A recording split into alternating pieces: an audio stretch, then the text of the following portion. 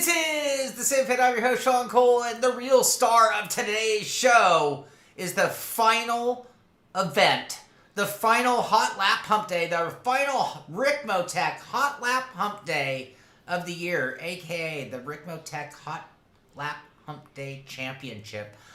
We have raced every month this year, the third Wednesday of every month. We've had our event. We've declared a winner of every month this year to make the grid for today's all-star race and the championship. But we have yet to declare a December Hotlap Humpday Championship. So we sort of have a dual event here today. We have our 12th and final Hotlap Humpday event where the winner will be the final entry into the main grid for the big championship and 500 Ricmotech bucks. That is what the winner is going to get. So there is a lot on the line each month. It's been a t-shirt on the line.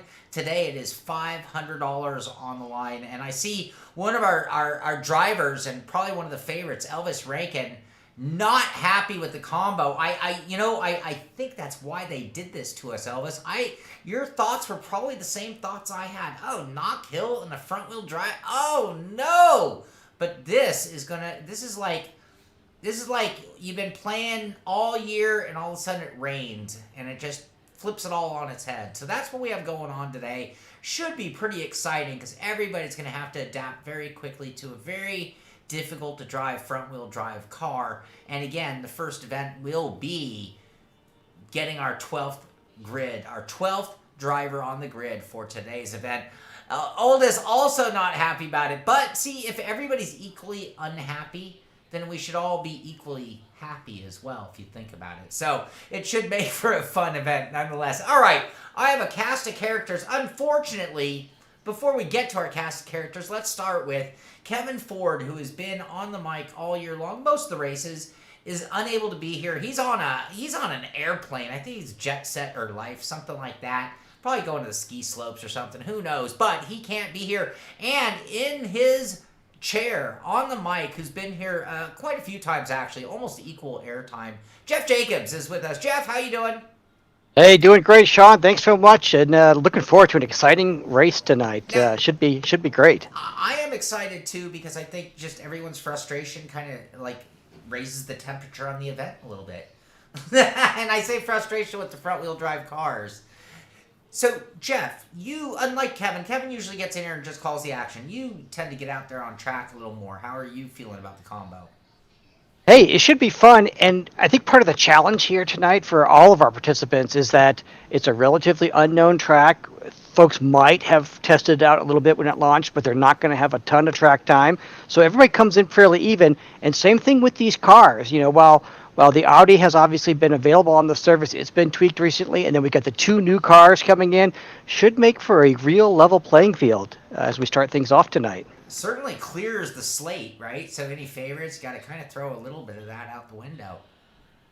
Exactly right. That'll be the challenge here is, we know that, Elvis and Mike Dam and so many of these other folks are so quick, but are they going to be able to translate that onto a new track with a new car, driving from the wrong wheels, right? Yeah. Well, so from my perspective, I am probably the lowest ranked driver in the finale here tonight.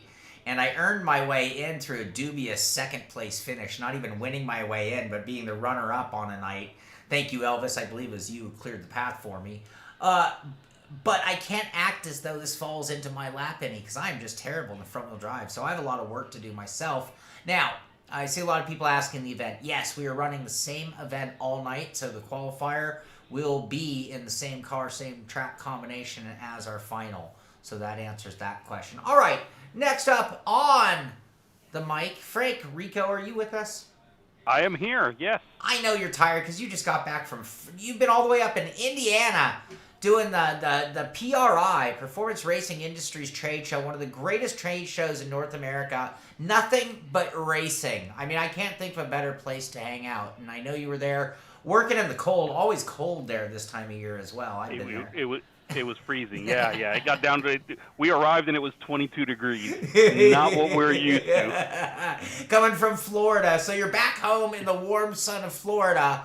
And I just want to personally thank you for hosting these events, putting up the prizes, hosting the rooms, picking the combination and just originally going back to the OG days, hosting the event there from Ricmotech headquarters and inviting the public in. So I just want to thank you on a great 2021 year of Hotlap Humpdays. And the competition was really fun this year. Had a lot of fun doing it. So hopefully Good. Tonight will come through with even more fun. And thank you, Frank. Thank you very much. Of course. So since we're here talking to Frank and Frank's not on camera, I'm going to go ahead and play my favorite video. This is actually a tour of the Ricmotech. Is this the old one actually? This might. Did you film the old one? I think this was showing off the brand new store there. Okay. Okay. Good. Yep. I can't see what you see yet. I'm on a little bit of a delay, but yes, I believe the video that you're playing is kind of when we first moved into it. Yeah, I see it now. Yeah, we were just setting displays in there. We weren't even in there just yet. So yeah, quite a few more displays on the wall now and other rigs in there. So I can't wait till we can do this event live again there at the store. As much fun as it's been this year, we've been without that all year long, if you think about it. And it is definitely one of the big elements missing. It was something that I always look forward to, getting to watch the faces of the people and driving the rigs and all the crowd hanging out and watching others drive. And it's sort of like that dream scenario. All of us sim racers, if you've been sim racing a long time, you remember the days of LAN parties, because the only time you'd be face to face with another sim racer was if that happened. And that was a big if. So really, it was always over the internet and so divided away. And now, with you doing that, it was always a real good way to see a group of people sim racing at the same time, which is super fun. All right, next up on the mic, Brian Highcotter is here. But, oh my God, Brian Highcotter earned his way into the championship, one of the greatest sim racers on planet Earth. And he is waiting on FedEx to deliver his brake pedal. Without a brake, there is no racing.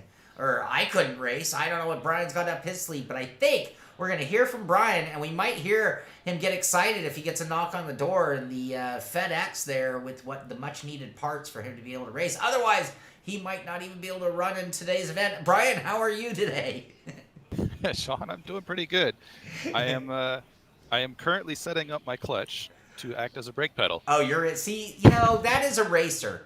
Other sports, I'm a big fan of soccer, but anybody who watches soccer knows those guys, like a butterfly touches them on the shoulder and they hit the deck in writhing pain. But a racer will race no matter how compromised. Get me on the grid, whatever it takes. I'll use a clutcher. I don't have a load cell. I don't have a hydraulic. I don't have any proper friction. This is like racing in 1978 with like a homemade spring kit brake set, but Brian's going to give it a go, and hopefully he'll get his thing improved, though. Now, a little sad news that I'm gonna tell you. If you notice right now, we don't have Robby Unser with us. Unfortunately, I'm sure you all have heard the news, because if you're here, you're a sim racing fan, you're a real life racing fan. Unfortunately, Al Unser Sr. passed away last week. And a real terrible, sad news for the entire racing world. One of the biggest names, legendary name in the racing world. And so anyway, obviously Robby does have some family obligations. They're going to make it so that maybe he can show up and say hello. Maybe he can, but chances are we might not see him. So right now, we just sort of have a spot waiting for him, and if he shows up, we'll get him on air. If he can get out on track, we'll get him on camera.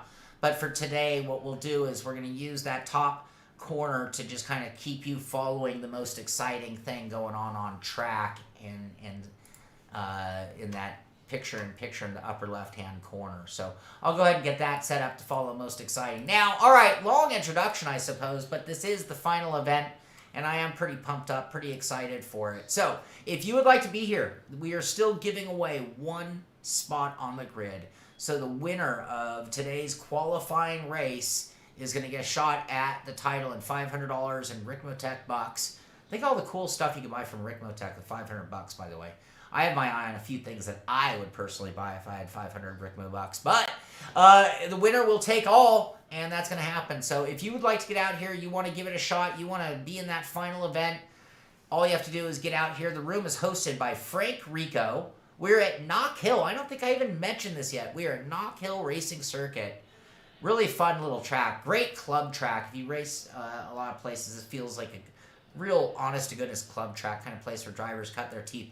It's totally different then, but it reminds me of some of the home tracks that I run on here. So real fun track, and we were running in the all front-wheel drive lineup of the Audi RS3 LMS, the Hyundai Elantra, and the Honda Civic. Front-wheel drive, front-wheel drive, front-wheel drive.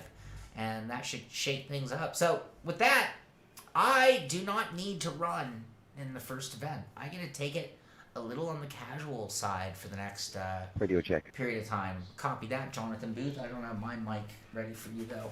Gotcha, Jonathan. So, but yeah, anyway, others Cool, handle it. thank you. So yeah, we're in our normal format, or a little change in timing, but 2 hours, 15 minutes of practice. We're all about a half an hour through that, so about an hour and 45 minutes of practice. Then we will have the official 30-minute qualifying, where you need to get a perfect lap, and that will define the grid for heat number 1, which is 15 minutes, followed by heat number 2, which will also be 15 minutes, and I'm double checking myself, and then our feature race, which will be our final event and determine the winner of the big money. So, looks like my camera is working up top, so you will see Wow. the most exciting thing going on track, if it's not me, and I will get my wheel ready and get out there. Oh, you're thinking of running this car for the season anyway. Good, this will be a good practice event for you. Alright, I need to get everything. Now, all you people in TV land, I'm going to shut up now. Finally. I'm going to lose my voice before the end of the event. I'm going to get out there, do some driving, and you're probably going to hear the likes of some commentary from Jeff Jacobs. You might hear Frank Rico chime in. You might hear Brian. You might even hear Robby come in the room. And you, of course, let me know how the audio mix is. If anything's right or wrong, I will do my best to fix it on the fly and get us the best stream possible. So I head out at Knock Hill.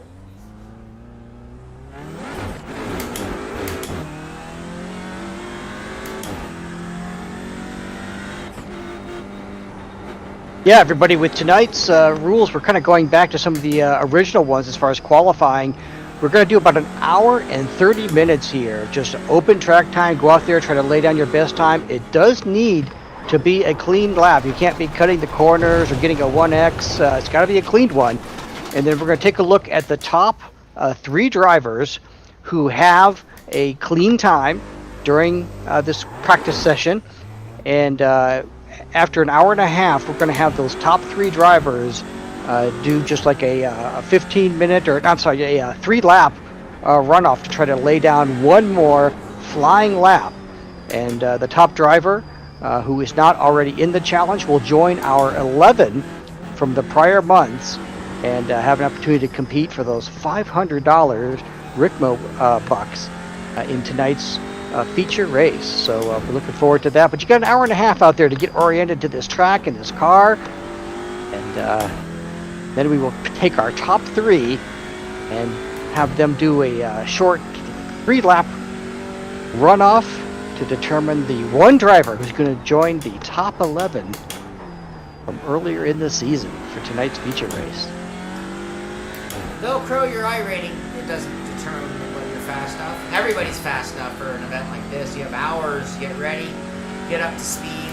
So time zone, I understand if it's late, but I wouldn't use the I'm too slow excuse, because that's what we're here for. Get out here, have some fun. That's the other part of Hotlap Humpday. It's about fun as well. This car is a handful. I didn't check my setup at all. I just assuming I'm on some variation of baseline, and it is squirrely.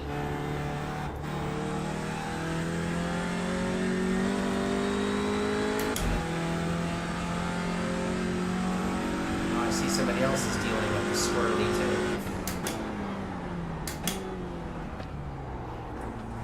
And all this front-wheel drive touring car stuff in Knoxville, I think it was like Toka Touring Car Championship a day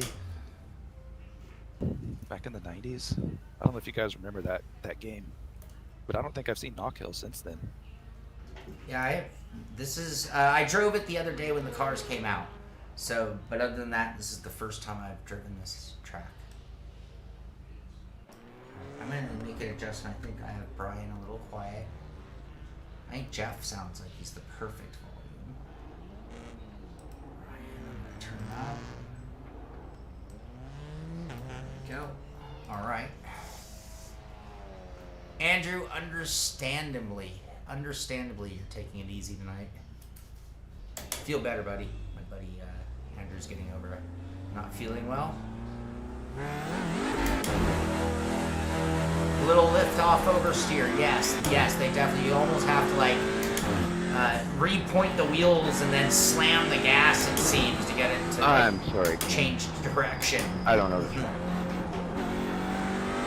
Ah, good eye, whoever saw that I'm on the Mozo wheel today. You never know what wheel I'm going to show up to an event on. I've probably run 4 different wheelbases this Hotlap Humpday year.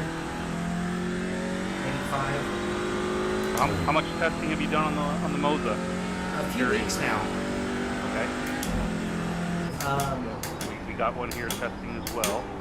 I have really been enjoying it. I mean, it only comes with a 13-inch wheel. That's the only option as of now. Yep. For a lot of people, that's going to be like, ugh, right? I mean, that's a giant wheel. Now, I love the giant wheel, though, but it weighs like 84 pounds, the wheel rim itself. I don't know if you noticed that, Frank. Yep. Yeah, I did. Yeah, we did see. Noticed it was a little heavy. Is it really that large? I thought it was a 320 millimeter. It's 330. Yeah, 330. 330. But I don't mind that because it's the car that I have in our Lemons car. I mean, Okay. you know, so this is what I. And then the other thing that I always tell people, sure, if you're rich and you have all the options in the world, that's great. But if you can only have one and only blue wheel, shouldn't it be a round wheel? I mean, unless you're just totally Formula guy.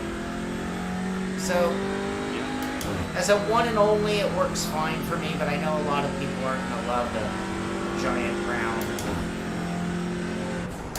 But yeah, I've really liked it. I like some of the tuning that you can do on it. I think it's right. I'm starting to think that depending on what you like, force feedback, this is like right in that middle range of Newton meters, which I think is right about where we need to be. Yeah. I just checked it. It's a 320. 320. Okay.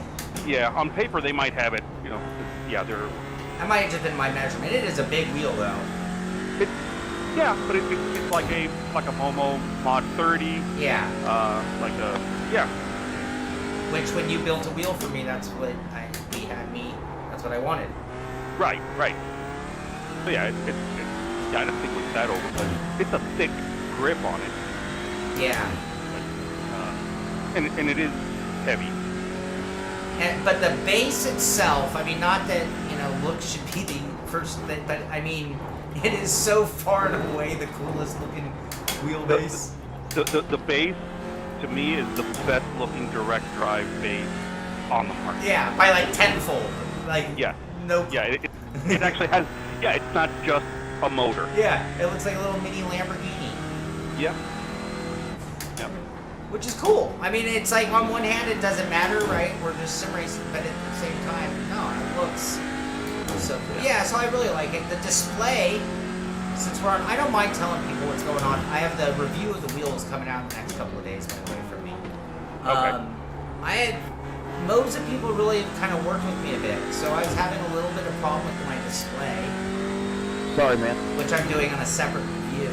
And they literally, listened to my problems and came right back with me with a little firmware and software update that totally solved my problem. Okay. So they've been working really good, and I'm like, okay, well, they're young, so I'm still expecting a bug or two. But it's good that they're listening and making changes, and pretty quickly too. Right. Yep. So we had a little problem with our split. There's a new one on the way, and we have pedals.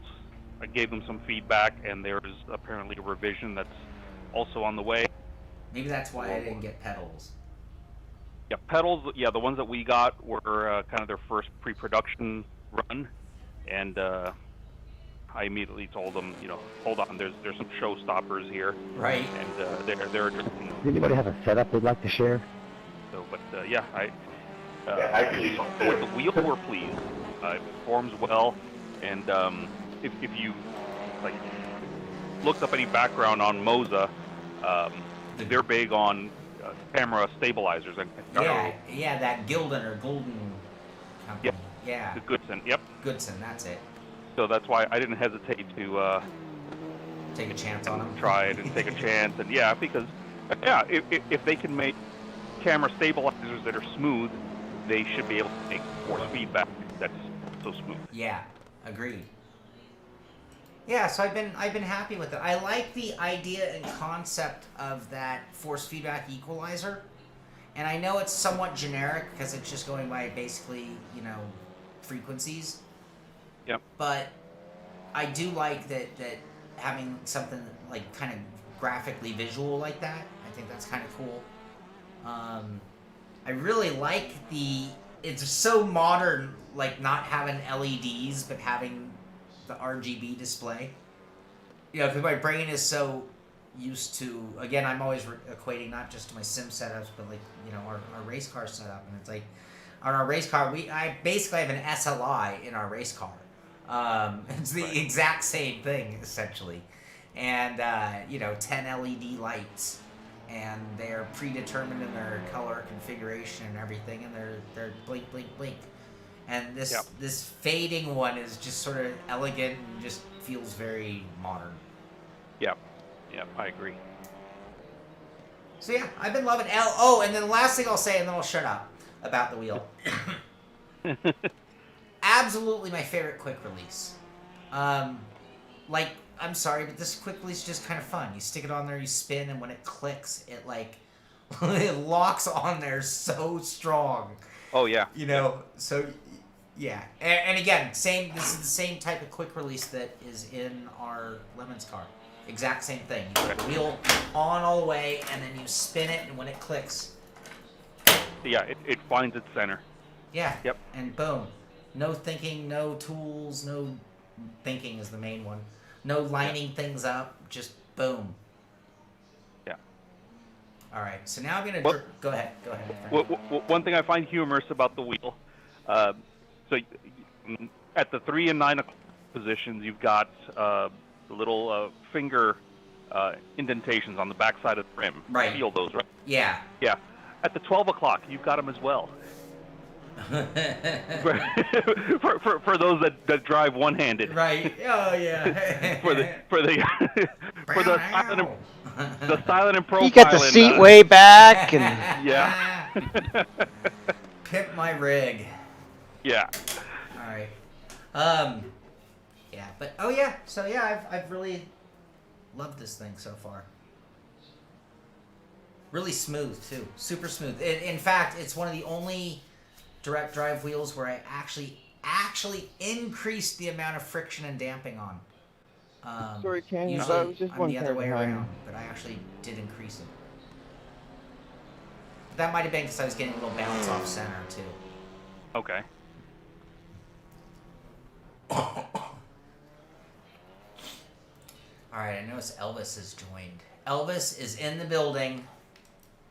That means I'm gonna. So funny story about Elvis. So he was at PRI. He came by the booth. Oh, we were talking about.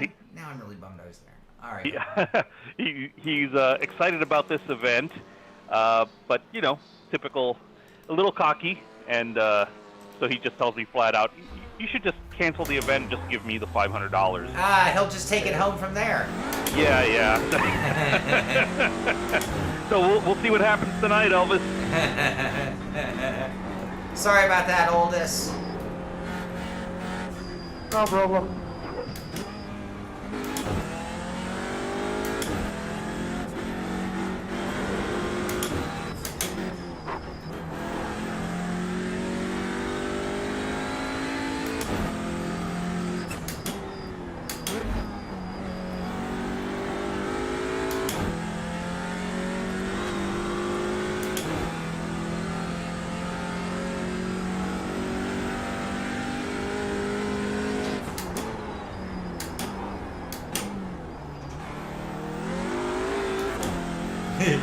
So front-wheel drive.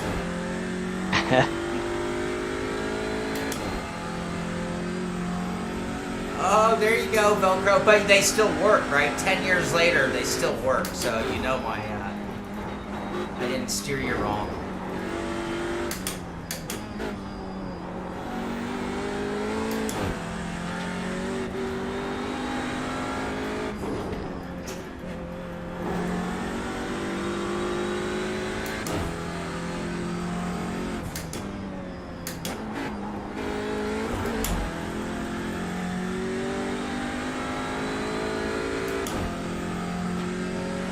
I also like the adaptive RPM gauge. So you change cars, and at first it's like not right, and then like just a corner or two later, it's fixed and stuff.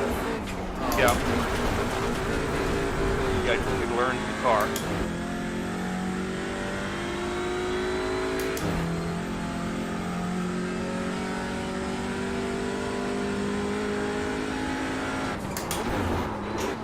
Oh, that's too much.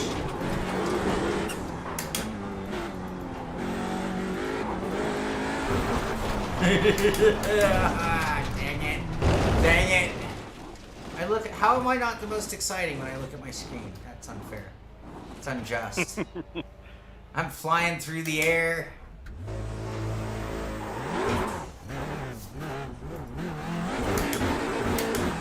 Well, this front-wheel drive Audi sounds extremely pumped up. Snorting little beast.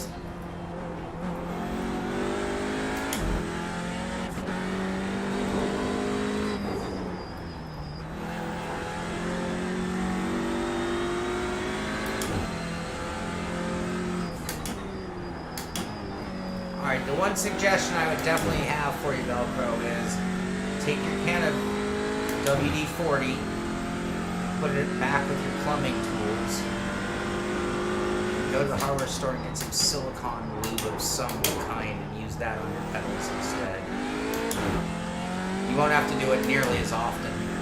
The WD-40 is just attracting dirt and drying out, but if you put some good silicone lube in there, you won't have to do it again for 18 months. Yep, that's good advice. I always recommend the silicone. WD-40 makes the silicone. Just look for the WD-40 that says it's silicone. The other thing a lot of people don't realize is anything that's petroleum-based will eat away at plastic. Oh yeah.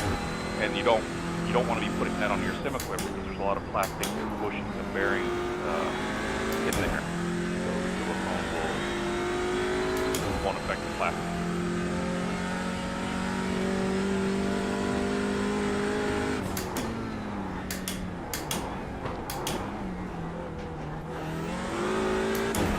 Alright, that's what you gotta do on the final corner, something more like that. Kind of late apex is sort of tricky in this car, it seems. Or I haven't figured it out. Whoa, whoa, we're sideways, we're flying. Oh, that's a lot of force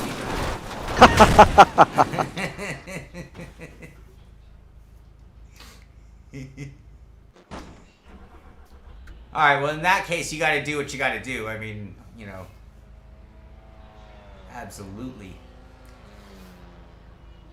Alright, how's the board? Let's take a look at the board. I know where I should be on the board, but I do need to take the overall concept. Oh, wrong keyboard. I do need to keep the overall concept of being on point here because I do have to perform in the final event. But let's see who is fast so far. Mike Jean-Claude Van Damme leading the way with a 52.569. Nicholas Simonson in second with a 52.689, just 1/10 back. Brian Heitcotter.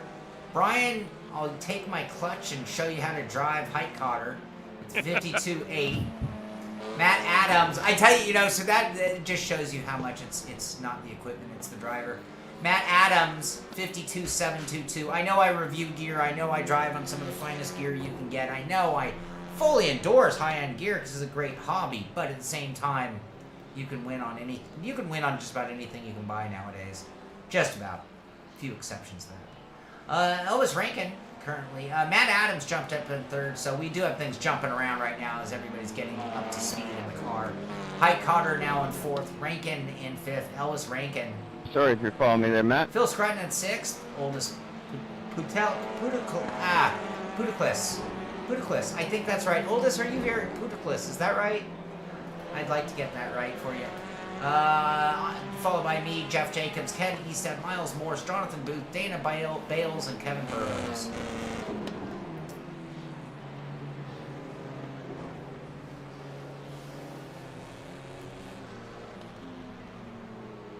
Yeah, but, you know, Velcro, see, that's the thing. That's what I was just saying. I mean, everything you just listed there is your setup.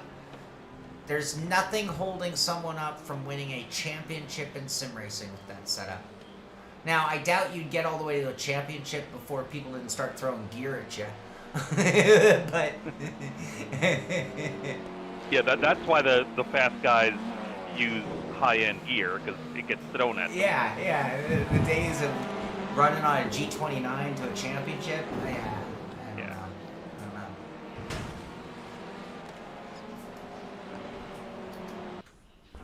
So what was the coolest thing at PRI this year? I know that's a tough question. Ooh, the coolest thing at PRI. I unfortunately I didn't get to walk the show that much. I know. I really do. I wish I could have. Some really cool cars there. On display in some of them. How did attendance seem to be this year, Frank? Oh, People show up? Yeah, you'd never know that there was a pandemic still going on. Well, that's great. We were busy the whole time. The whole place was crowded. I mean, I don't know what the actual numbers to the door were. Sure. But where we were at, yeah, we were full the whole time. There were 4 of us manning the booth, just the sim section of the booth. And when I'd finished with one person and kind of just looking around to see what's going on, the other 3 guys were they all had people in front of them and talking, and definitely the rest of the guys at the FTI booth were constantly talking to somebody. So yeah, our booth was always full. You never know if there was a pandemic. There were people that stayed away. I do know that. I spoke to some people, and they said I prefer not to go because of everything going on. Did not keep everybody out.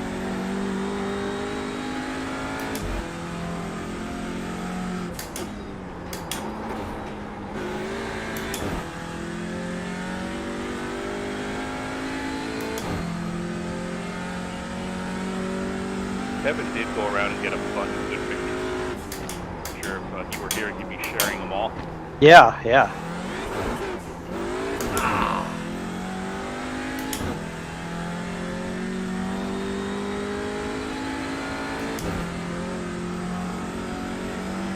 Jeff, did he send you any pictures? Because I know that...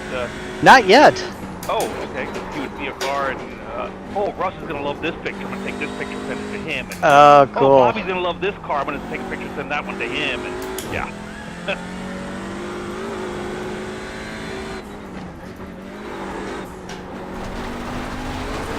Come on, Lowen.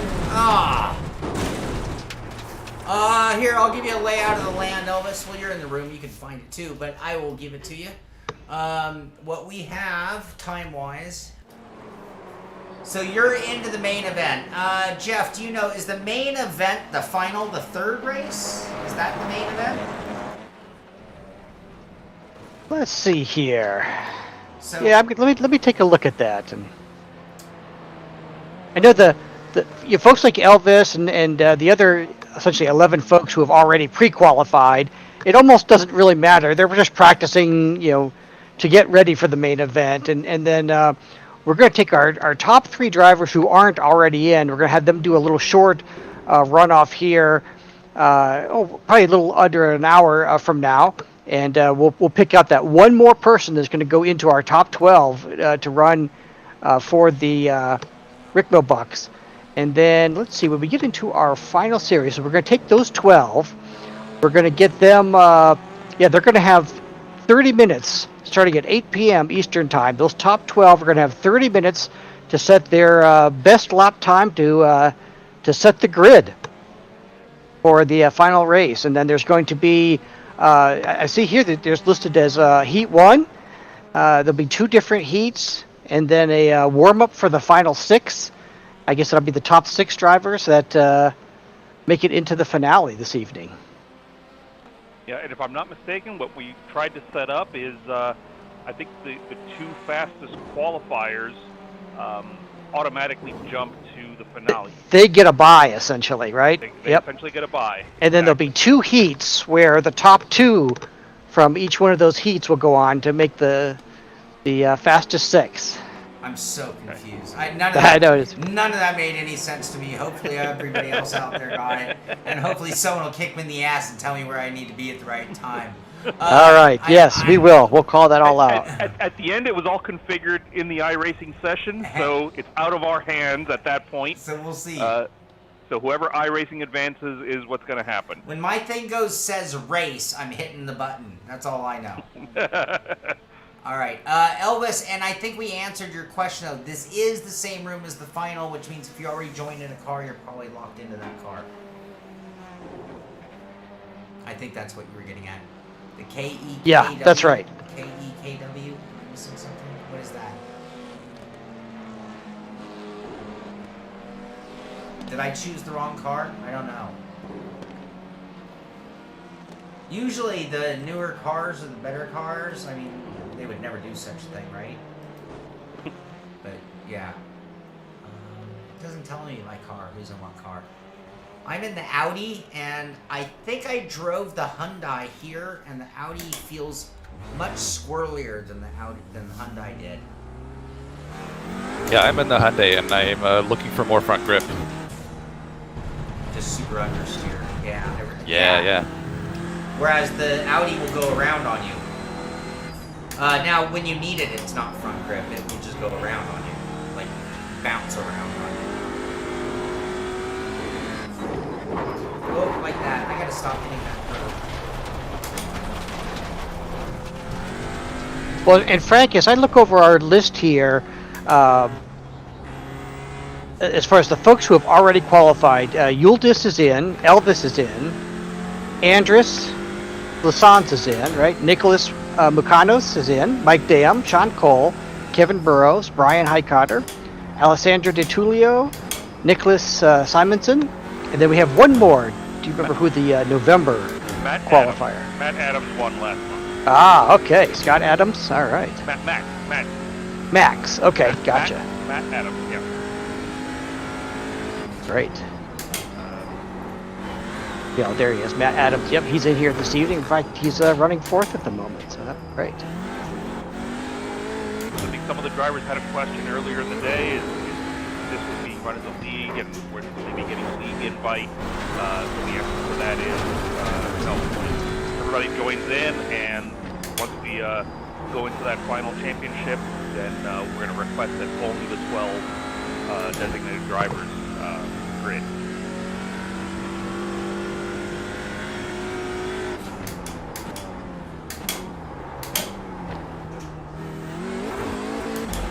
Hey, happy holidays to you too, Ben.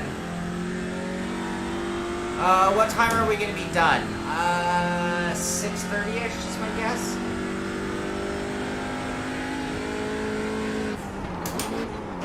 Oh, that's too much, Sean. I'm not really paying attention, am I? Yeah, things should be wrapping up around, 9:30 or so Eastern Time, U.S. time. Yep. So that would be about 6:30. 6:30 West Coast time, yep. 6:30 West Coast time, yeah.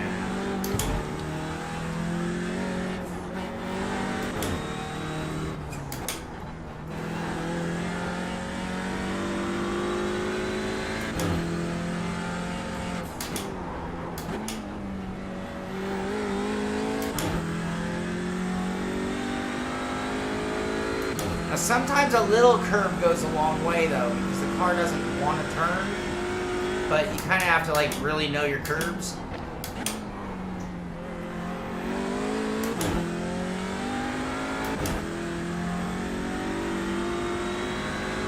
got Kevin in front of me. Kevin's very fast. Let's see what he's up to.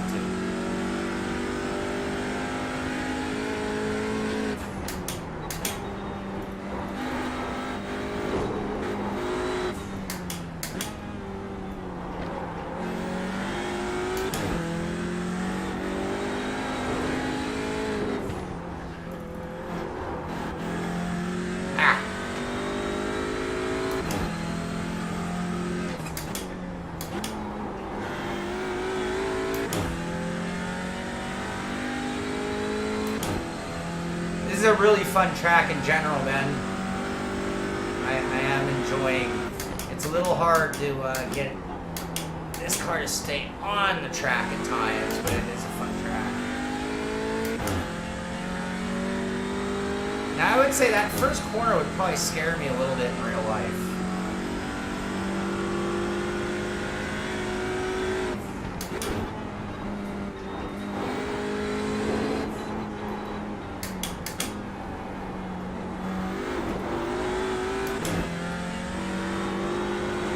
But we got about an hour to go before we're going to pause the action, and we'll determine who our top 3 drivers putting in practice times are.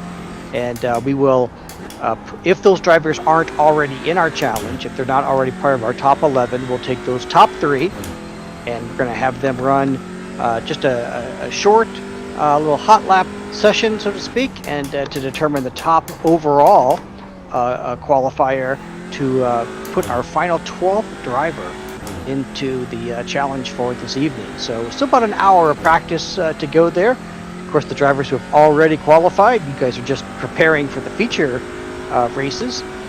But in about 1 hour from now, one more person is going to have an opportunity to earn the opportunity to be part of our feature races tonight and to win that $500 from Ricmotech, 500 Ricmobucks.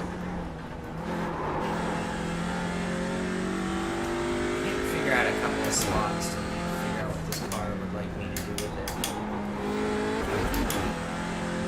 Trying different spiking gas spots, trying different shift spots, different angles, different bounces.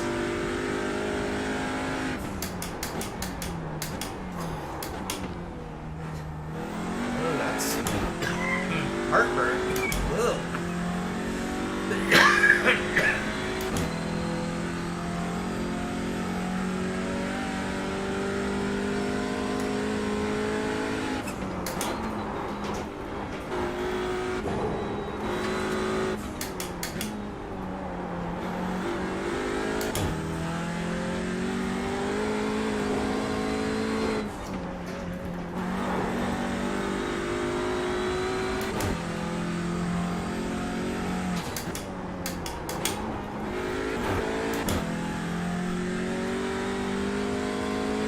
So far, Frank, we've got 9 of our top 11 in the session.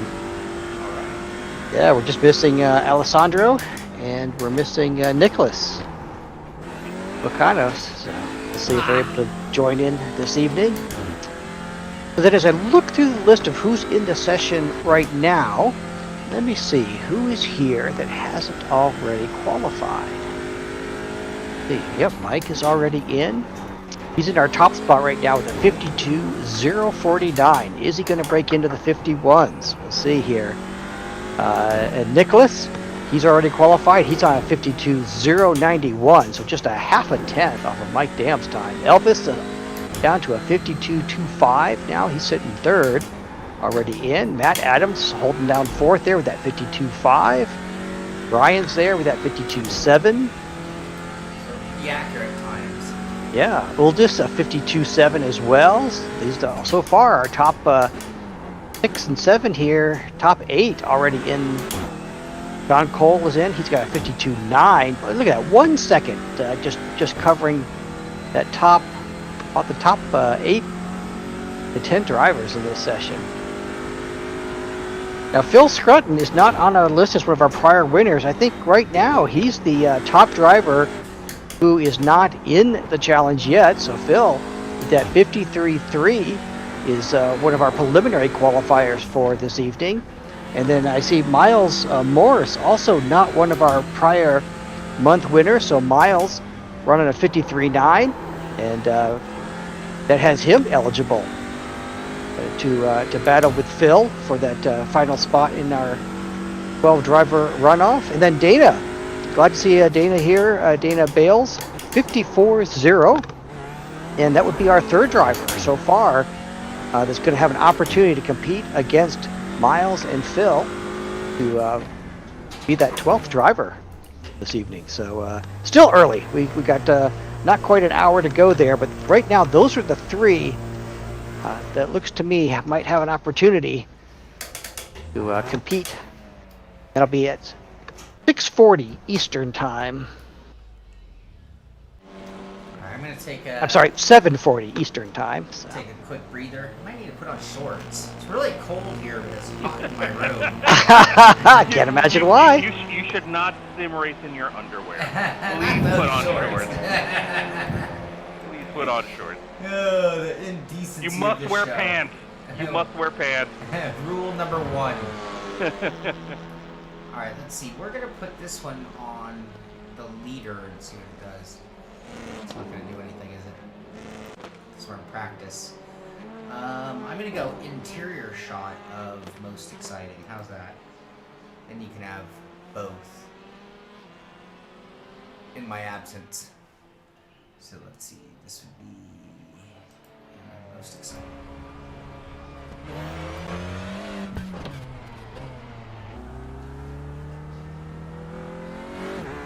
No, they're not really in sync, are they?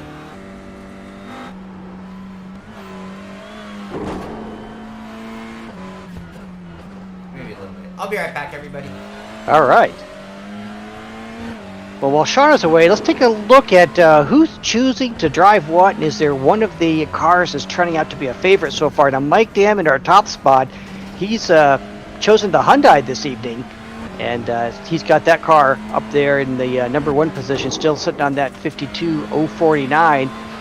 And then let's take a look at Nicholas, also running the Hyundai this evening. He's just a half a tenth off of Mike. Elvis has come in the Audi, and he is just a tenth and a half off of Nicholas in third there. So some pretty good parity showing there. Elvis kind of maybe going with the known car, and maybe a car with a little deeper setup options out there from prior seasons. So I understand they've tweaked it a little bit. Brian, I see, has chosen the Hyundai as well. So 3 of our top 4 drivers choosing that new Hyundai that iRacing launched. But Matt Adams was also been hitting right around the top times there. He is in the Honda and in the top 5. So just less than a half a second separating our top 5, and all 3 cars really represented in that group. We're going to see if Adam can bring that Civic in a little bit closer to the Hyundai and the Audi up there at the front of the field. Oldest, and I apologize, Oldest, if I'm mispronouncing your name there. He is also running the Honda. So Matt and Oldest there, both running about mid-52s in the Honda. Shaun chose the Audi this evening, running that 52.9. Andrus also in the Audi.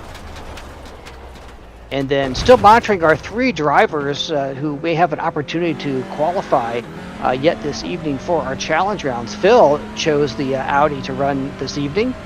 Miles Morris is running the Civic, and Dana is in the Audi.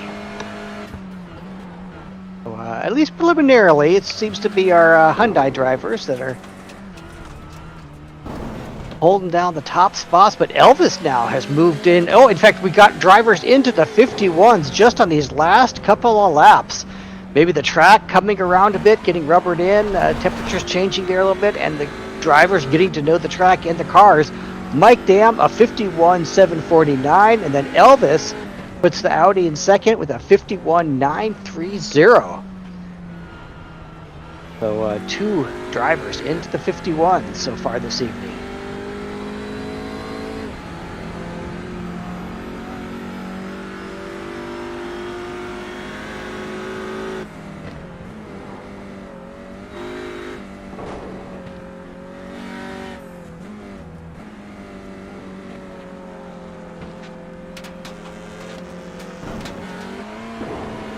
Just to sort of run through how we're going to be doing tonight's race. Right now we're having a practice session for the 11 drivers who have already qualified for our feature races this evening. They're just out there practicing for fun.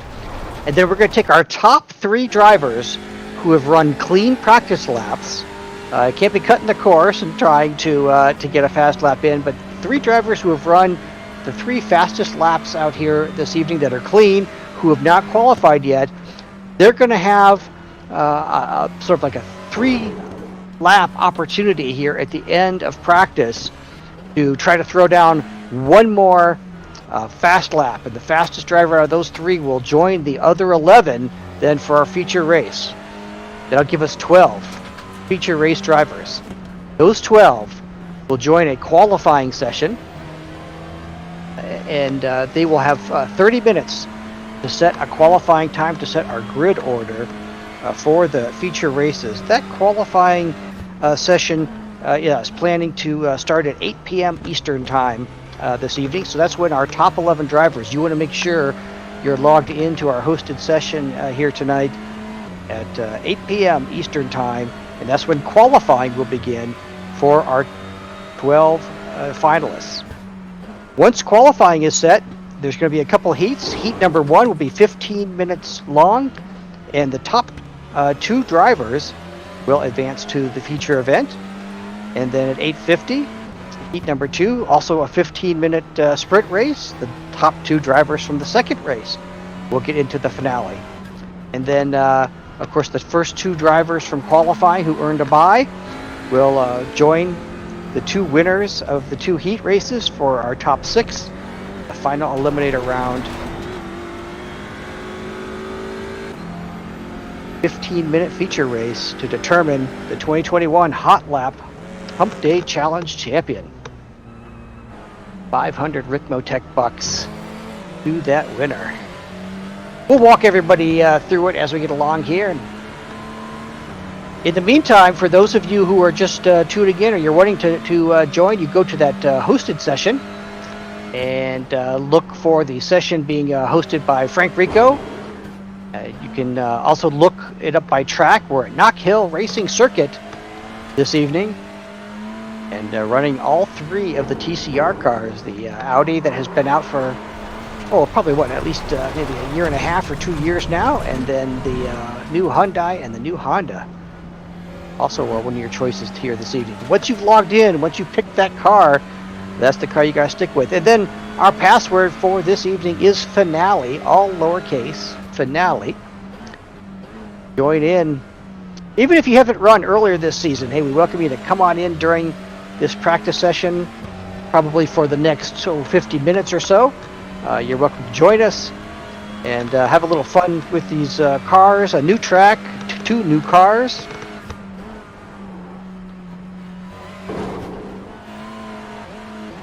And then at 7:40 Eastern time, we're going to put a pause on practice and just have our top 3 drivers turning in a clean practice lap. Get back out there, and one more of them will go on to our feature races this evening.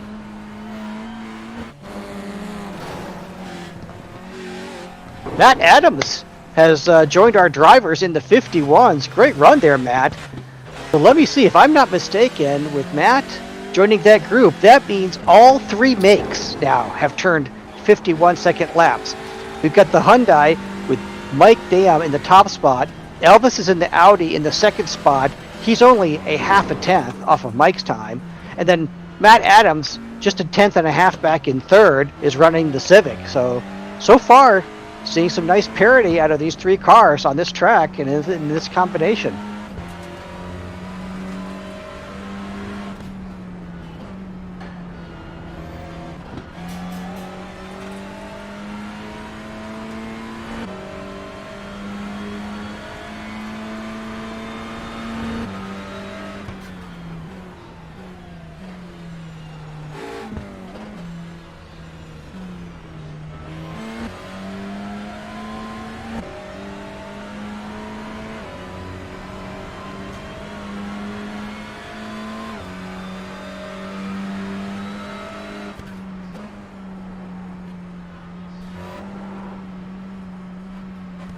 Just a half a second separating our top spot from 6th place, where Brian Highcotter is out there, and even with sort of his trick setup there, having no brake pedal working on his sim rig, so converting that clutch to a brake, still making that Hyundai work out there, running within a half a second of our leader. And Brian, anything that you're willing to share, we'll make sure that Mike and Elvis aren't listening, but any tips you'd have for some of the drivers coming in here on making these cars work? To be honest, I'm figuring it out as I go along. I picked this Hyundai, not having driven it before in iRacing, and so I've been working with it to try to get the front end to stick better. Nice. Okay. So I've just come out of the garage and back out on track after decreasing the front spring, increasing the rear spring, changing the anti-roll bars a little bit, changing the brake pressure around, brake bias. So I just made a bunch of changes, and we'll see what happens. How's it feeling so far? As far as like, is there a magic lap that seems to be developing for you, where like the front tires aren't roasted yet, but the back tires, have enough heat to provide some grip? So far, it's been just driving the front tires. The back hasn't really been an issue in this car for me. So, just managing the understeer and trying to go into the setup and make the front end stick a little better and try to get that rear end rotation to get started. Don't want it to be snappy, obviously, but I do want the back end to move around a little bit, get the car rotated through the corner. And I've only done a few laps out here, but so many of these corners seem like they would just be a blast. You kind of go in there, lift off the throttle, turn the car in, you go over the hump, and bam, the car just plants and go. Yeah, this seems like a really fun track. I mean, I love corners like that. The first corner on this track, and then there's this uphill section. It's kind of down when you're coming out from the bottom of the hill, and you start to go uphill, and there's this chicane that's blind. And you just kind of send it over both curves and kind of hope you make it correctly on the other side of it. And I love elements like that. It kind of reminds me of my autocross days where, you see a transition coming up and you just think, how much speed can I carry through here and get away with it? Nice. That's terrific.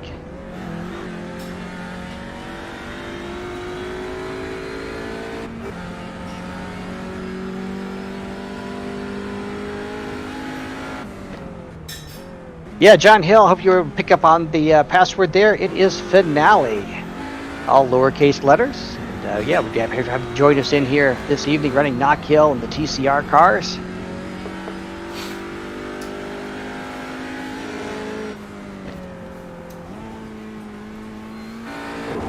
Looks like Kevin Ford set us up this evening with some nice cool track conditions. 69 degrees out there. The track I'm showing holding about 68 degrees, so not a lot of sun blasted down there. He's got a mostly cloudy track set up there, so that's keeping the conditions reasonably cool. And he's got the time of day in the sim set at noon, so just sort of midday there. Nobody's got to worry about big changes to the lighting or flipping into darkness as we get into the feature races a little bit later.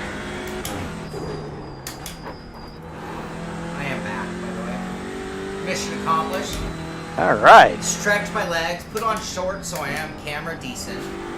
Got some coffee going. Got my dog fed. It was a good time out.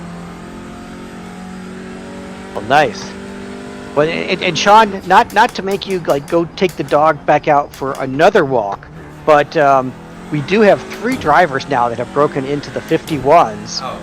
Now, make that a 4th driver, as Brian just did it. He moved his car into the 51s as well. So 4 drivers now into the 51s. Really just separated by about 2.5 tenths. And all 3 cars represented in that group, Shaun. So I think we're seeing some nice parity there. The Honda, the Audi, the Hyundai, so far, all equally capable. That's good to hear. Or bad to hear. So I cannot blame my Audi.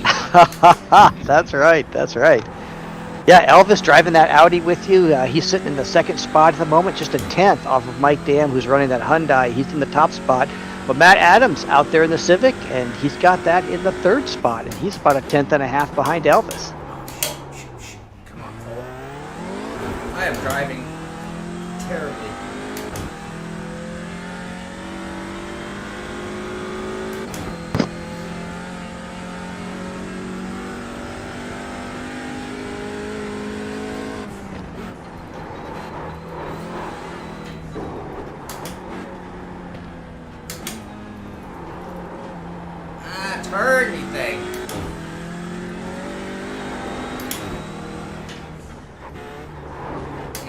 slower now. What the hell? Someone changed my setup on me. What's going on? What's going on here?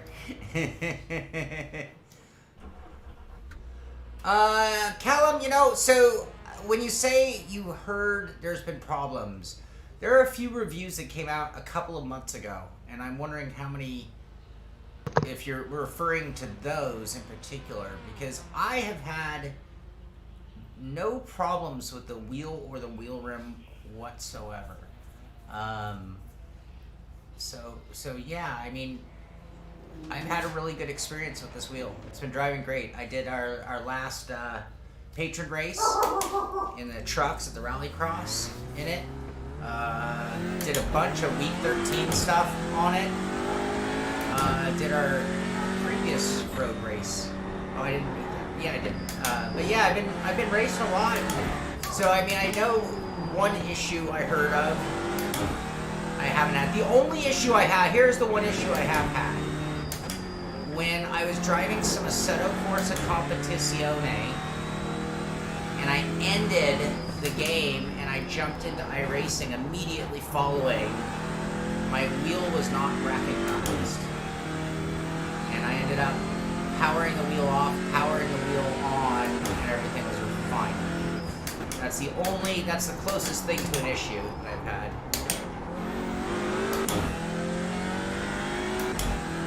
Other than that, Shaun, you got yours fairly recently? Yeah, I got it about 3 weeks ago. Yeah, so that's other units that were out there were pre-production units. What you have is kind of one of the more final units. So yeah, there were guys out there that had issues with the steering shaft kind of having a rattle in it, and things like that. And those things have been addressed. There you go. So yeah, the one that we have here, we've had practically zero problems. We had some issue where overnight there was a brownout or something because we had several rigs that had kind of issues starting up, and we had an issue where we had to like completely power it down and power it back up to get it to get going again. But like I said, we had other rigs where we had to do something similar to get them right working. So I don't blame the Moza for that. Yeah. Well, like I said, I had that one issue, and it's repeated. It's happened a few times where I left one game and went to a different game, and it seemed to have confused the software because Right. and I said all this again. People are getting a little preview of my review that's coming out in a couple of days. On the right hand side of the software, the Pit House software, it lists all the compatible games, and it has like a config area. And no matter what I can do, I cannot get it to config to any of my games to recognize. However, it does recognize every time I turn on the game. And that config is like setting the path and stuff like that. So it didn't recognize any of my games at all. However, every game I fired up, as soon as I do, the little icon where that game is shows game running. And so you know it's working properly and then everything. Yeah, so it's just a recognition. Yep, we had an issue like that with iRacing. I guess it was an iRacing update that broke it, and so yeah, we couldn't get it to recognize. And the wheel works and all. It's just the SLI and the display weren't showing any data. Okay. And pointed it out to them. Next morning, they launched an update, and that fixed it. Yeah, so and again, not in my review is the display, which I will do second. And I had a issue where everything was working great on the display. It's awesome. It's an awesome display. And then just randomly, it would just stop. It would like not lose power. It would lose data. So it would just freeze the screen. Oh shoot, I'm holding up Brian. Sorry, Brian. It's all good. I'm trying to talk and drive here. And I could wiggle it and usually get it to come back to life. So it almost felt like an activity issue. However, it never lost power.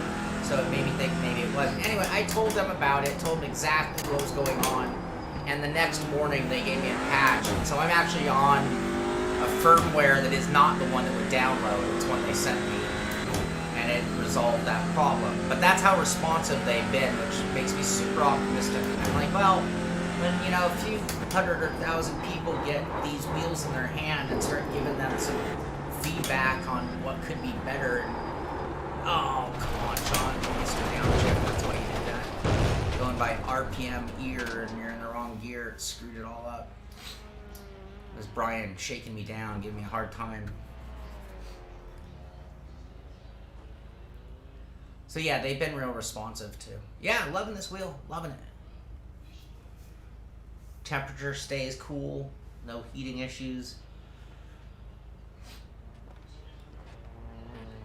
I guess the biggest con, and you can't really fault it because they all do it, it's still a little hard for me to get over a power supply that's almost as big as my computer. And where do you put it? And I pulled it from my review, but I actually like measured the length of the cord from the wheel to the brick, because I'm like, well, that's the farthest I can get it away from my rig too. And now that they're getting that large, I really kind of feel like they better start putting some longer cords on those things, because I honestly paid a lot of money. Well, I have a very expensive rig and it's very nice, and I don't want just stuff laying around, and that I feel like I'm kind of there. I'm sure you've run into that as well, Frank. Good. Yeah. Sometimes it gets difficult to hide things. Yeah, especially when they're on a short leash like that. Yeah, and giant. Yep. But if they won't provide it, and you know, kind of that depends on the. I'm sure they don't make the power supply themselves. They source it from a power supply manufacturer, so it may be out of their control to get a longer cable on there. And theirs is the industry standard. It's like the same length as everybody's, so... But sounds like an extension cable could do the trick, just to give that extra length and hide it somewhere.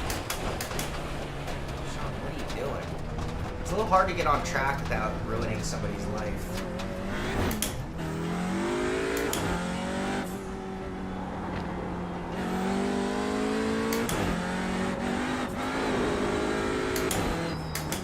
Yeah, with just a 50-second lap time out there, and looks like we've got a good 15, almost 20 folks out there on track. It may be hard to find a bit of an open spot to slide into. Every time I'm feeling bad and ashamed because I'm off track, I look in my mirror and I see some other car go flying off the track, and it makes me feel a little better. We have a new top time. Mr. Elvis Rankin has thrown down a 51.595. So 3/10 ahead of Mike Dam now, who's got that 51.6. Nicely done, Elvis. Yeah. Still our four drivers in the 51, Elvis, Mike, Matt, and Brian. And all three cars represented in those top four. Nicholas Simonson right on the edge there, 52.0. He had that time early on, and he continues to occupy that fifth spot. Oh, we got one of our qualifiers has just joined us this evening. I see Nicholas Mukanos is in, so we've got now 10 of our 11 qualifiers from the prior months are now with us. The only one we're missing out here is Alessandro Di Tullio. John Hill, glad to see you joining us here. Got that password. Welcome. We're at Knock Hill Racing Circuit here for the Hotlap Humpday, and these folks out here, we're going to be determining a champion this evening. We're taking our top 11 from the prior Ricmotech Wednesdays, and we're going to run those 11 plus one person from the practice session that's running here this evening who is not already qualified. We're going to take those top three and give them an opportunity to run against each other. And as I look down our list, unofficially, I believe that those top three at this point are Phil Scrutton. I'm seeing Phil with a 53.3. And then David Clymer.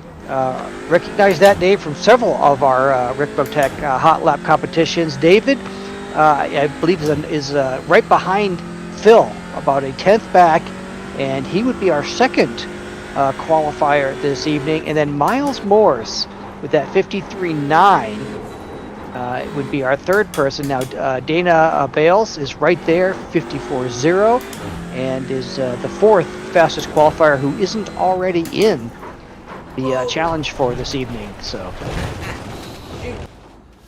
Oh, I'm terrible in this thing. I don't even know. You know what? I need to turn down the force feedback a little more. I believe. This isn't the way I really want to do it, but I'm already in the room, so.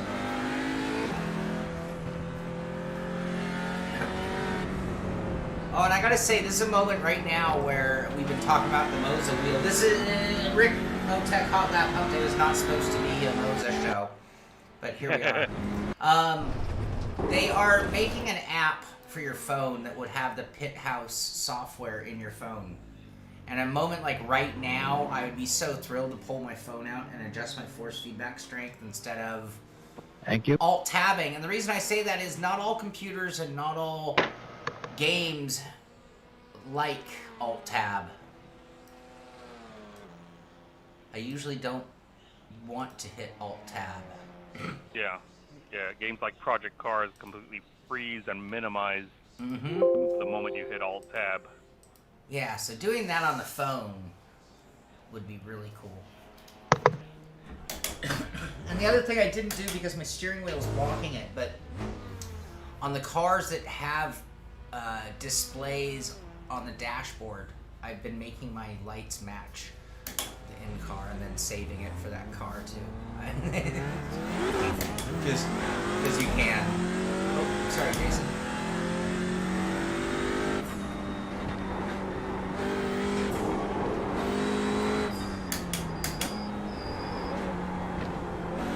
I think I need to turn the wheel about 20-30 more degrees than I'm accustomed to.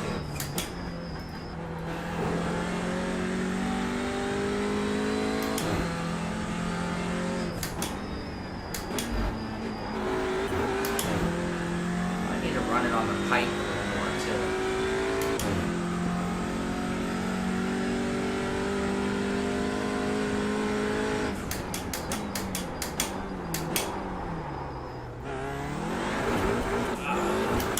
Stupid bumper car. Man, David Clymer came in and jumped right to 10th. That's pretty good adjustment.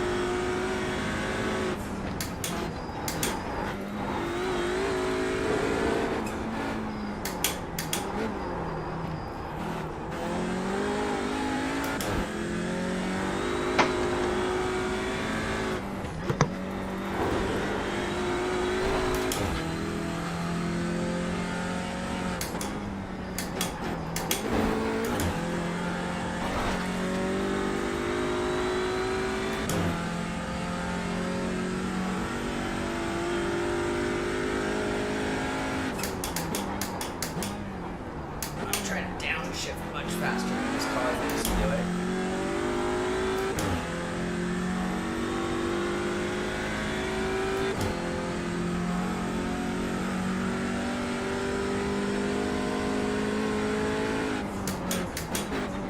Sorry, Alex, I'm gonna get lap filled.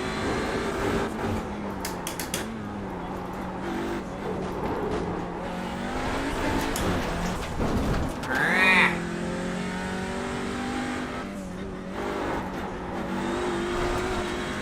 Man, you really have to get all the way out of the gas to recover off track, huh? No real driving it off the track. You're like almost go to coast.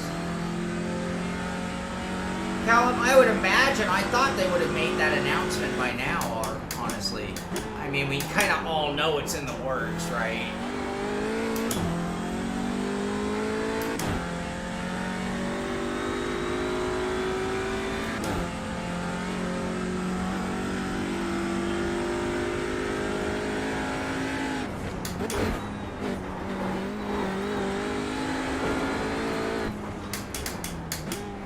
I'm clicking away just till it gives me the gear.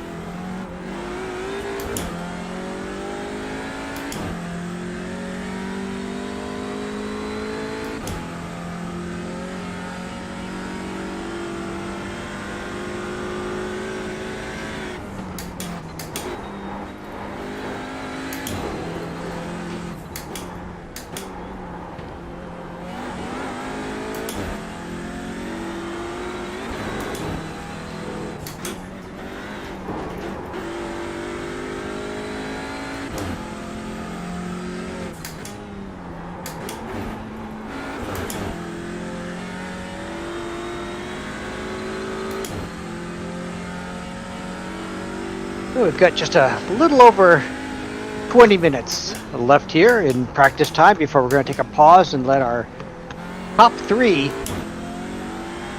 practice time drivers take a shot at qualifying to join our 11 winners from the prior months into our showcase races for this evening.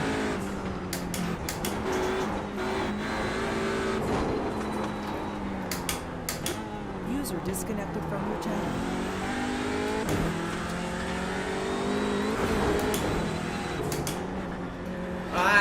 Shoot, missed it by that much. This car. Still feel like it's too much force feedback. I'm gonna turn it down and engage just a little bit now.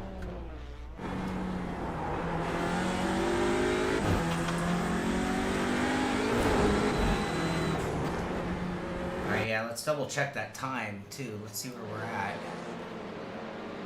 Let's see, 2 hour 15-minute session. We are hour 33, so about 42 minutes.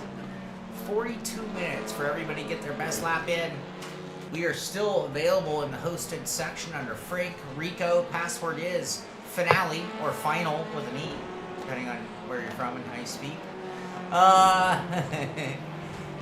So, leaderboard. I think we made one step forward as people are getting faster and faster. I was getting a little quicker, so are others. We're down to a 52.553, a full second off of Elvis Rankin, considering he is an alien level driver. 1 second seems about right. Heck, you had a good lap, huh? Strain my shoulder driving this thing. Oh, we're going to turn down force feedback before we forget. Yeah, Shaun, we got 22 different drivers turned in lap time so far this evening, and a couple folks have just joined in here. John Hill has joined in, and David Bristow, and as you noted, David Clymer doing a nice job, just a couple of laps, and he's already in the mid 52s there. Jason Gatto, one of the new names on our list here this evening. He's also sitting there right about the middle of the pack. And he's not on our list of prior qualifiers, so he could be up to maybe join our top 11 this evening. Nice. He was running pretty quick. I was tailing him for a few laps. Jason was looking strong. I wouldn't be surprised if we see him put a lap together and drop that time down.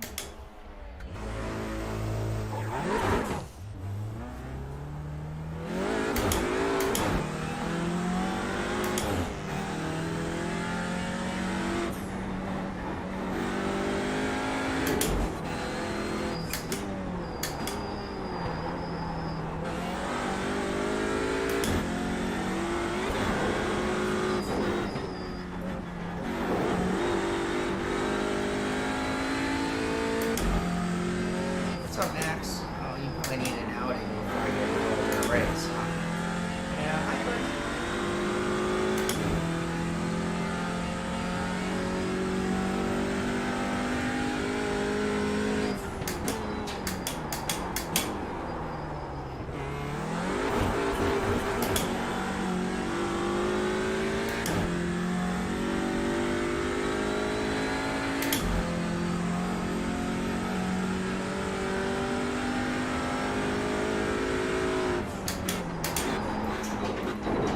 Whoa, too much jump.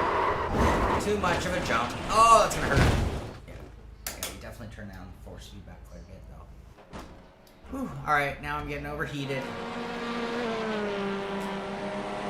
I like my paint job. I'd like to thank my sponsors, the Simpit and Ricmotech, of course.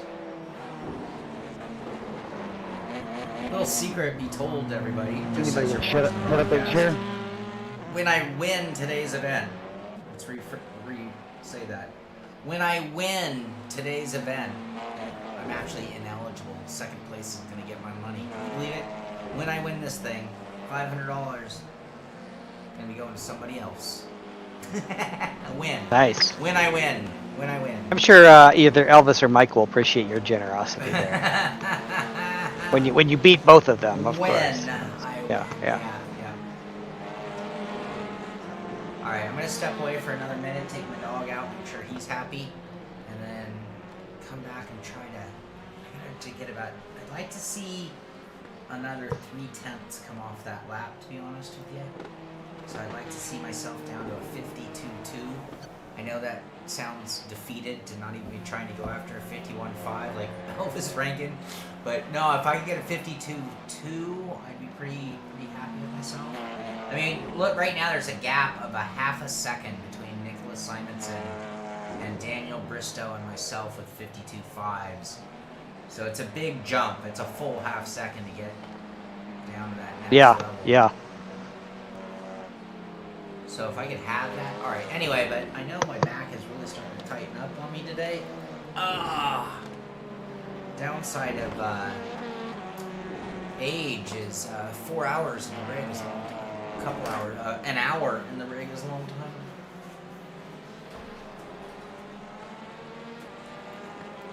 "4 hours in the rig, that's Elvis before breakfast." I distinctly remember those days like they're yesterday. I just can't come through for myself though. So I'll be right back. All right, Max. I know. I see you. You're giving me the pressure. You're laying on the hard press. Yeah. Okay. You get a sweet coffee. I'll be right back, everybody. I will be right back. All right. And drivers, we've got about 15 minutes left here in this practice session.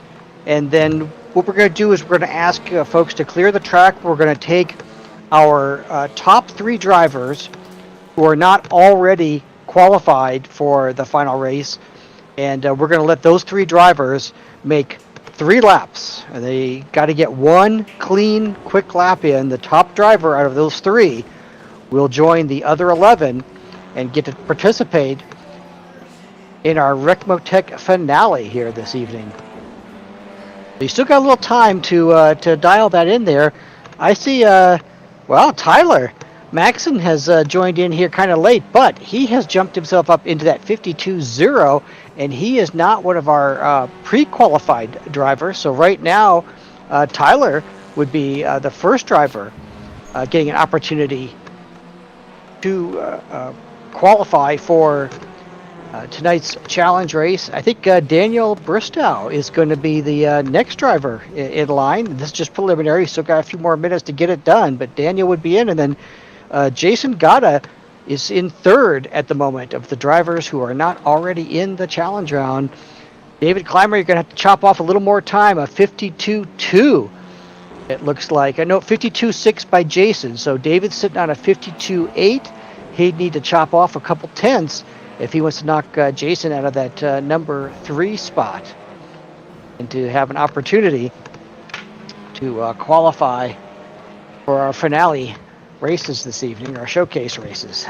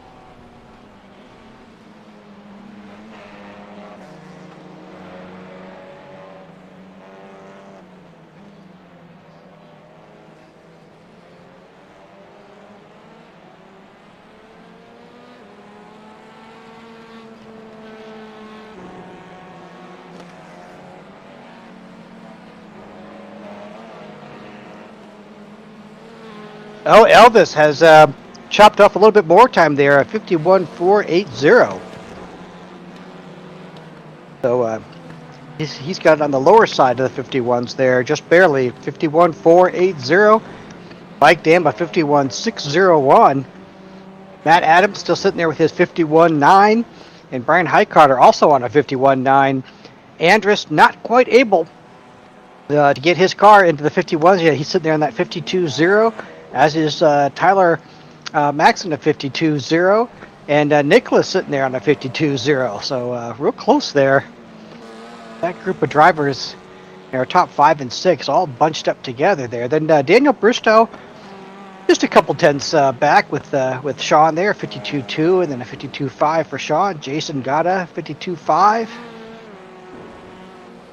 Nicholas sitting there on a 52.7.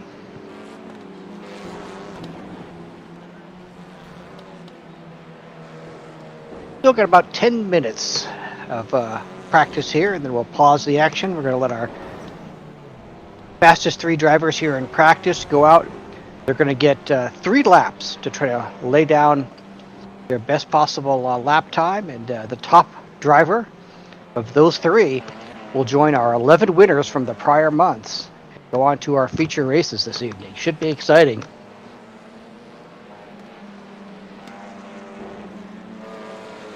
After we pick our one more qualifier from this evening, we'll take those top 12 from the year, and they will have an opportunity for a qualifying session here.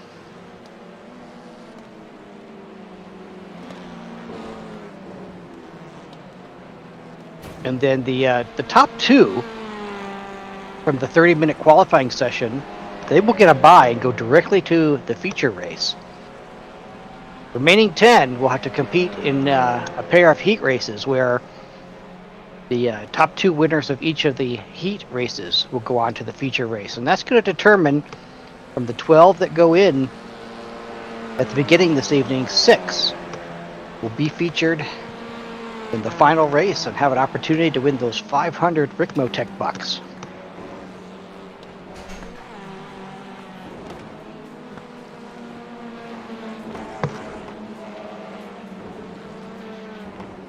Oh, good news. I see Alessandro De Tullio has joined us, and that was the one driver that is one of our prior month winners, and Alessandro has now joined us. So we have got all 11 drivers who won one of these Ricmotech Hotlap challenges in the prior months. So we've got a complete field with one more driver going to earn a spot yet this evening.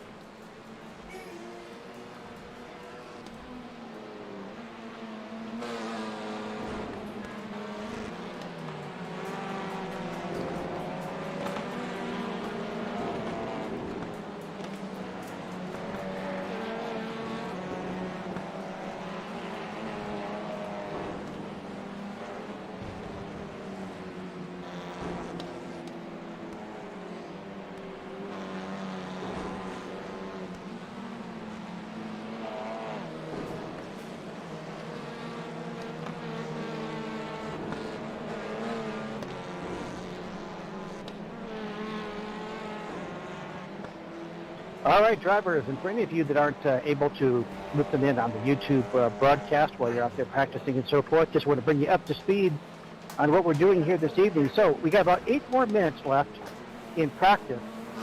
And then what we're going to do is we're going to ask drivers to kind of clear the track. I'm going to take our top 3 drivers, the top 3 times of drivers who have not yet qualified to be as one of our prior month winners. And I'll announce who those 3 drivers are.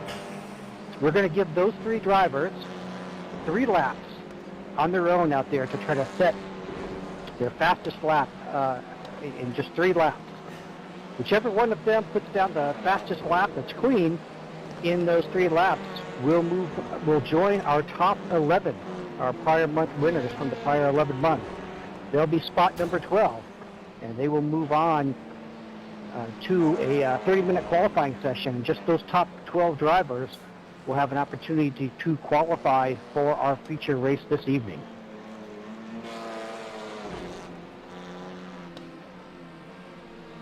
And unofficially, as of the moment, I believe those top 3 drivers are Tyler Maxson, Daniel Bristow, and Jason Gata. I believe those are our top 3 at this point.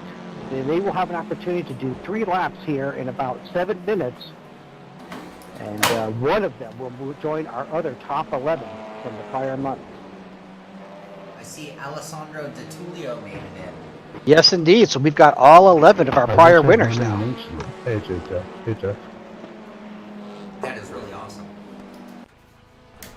Yeah, Daniel, I'm showing you as our second fastest driver so far this evening who has not won a prior month, and therefore you could qualify to compete in the finale race this evening for the 500 Ricmotech box. Yeah, but I'm in place. I'm in your top 3.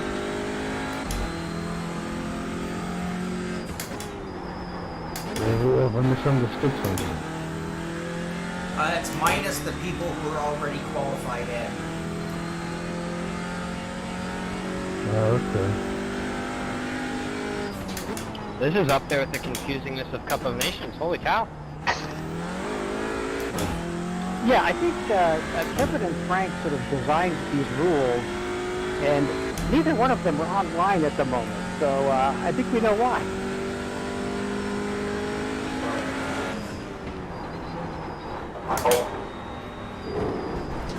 I figured it was just part of the intelligence test.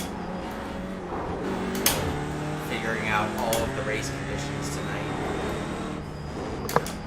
Oh shoot, sorry Daniel.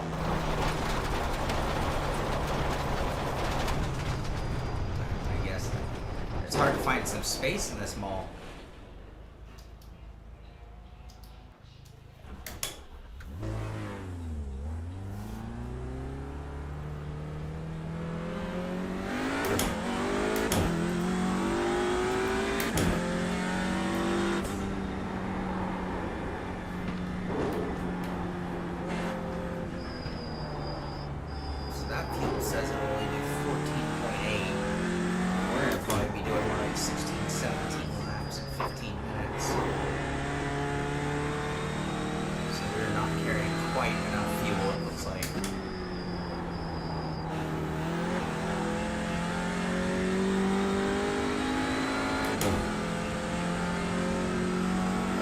First thing to do to help is set up outside of taking fuel out of it. Might not even help it that much. Other than not carrying the weight against the horsepower. Balance, it might not help the car at all.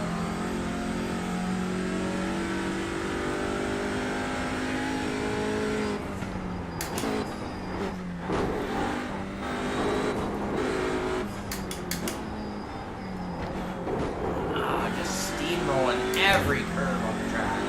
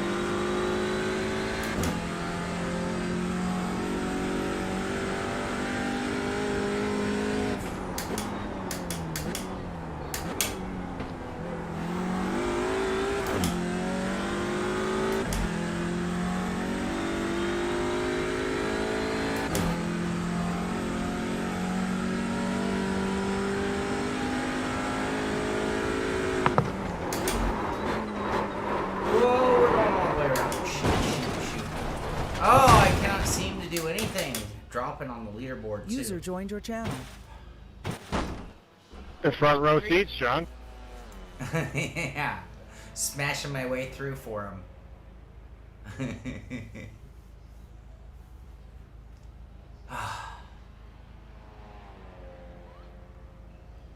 Take a look at that leaderboard. Or is that Elvis going to show me the path? Oh, you know what? Yeah, that's what we're going to do. We're going to follow Elvis. Well, as a matter of fact, we got about 1 minute left, and then we got to take a pause so that we can have our top 3 try to qualify for our runoff this evening. Sorry, Nicholas. Sorry, Jason. All right, drivers, we got about 1 minute, and then we're going to ask everybody to pause, and we're going to give our top 3 an opportunity to throw down 3 laps, and the fastest one of them out of those laps will join our top 11 from the prior season. So folks like Elvis and Mike and Matt and Brian Highcotter, Andrews, you guys have already qualified. You don't have to worry about it, but we will ask you to leave the track so that our top 3 drivers who have not yet won a prior month, and right now I'm showing that's Tyler Maxson, Daniel Bristow, and Jason Gada will have an opportunity to go out and get 3 laps. Whichever one of you throws down the fastest clean lap in those 3 will join our other top 11. Our top 11 who are already in and will already be able to participate in the featured qualifying session and race this evening are the oldest, Elvis, Andrus, Nicholas, Mike Bam, Shaun Cole, Kevin Burrows, Brian Highcotter, Alejandro, Nicholas Hanningston, and Matt Adams. Alright, we've done all we can do. We're just really going to be hoping that everyone else's racing gives us a shot at staying with the group. That's where we're at. Ugh. Really tough car for me.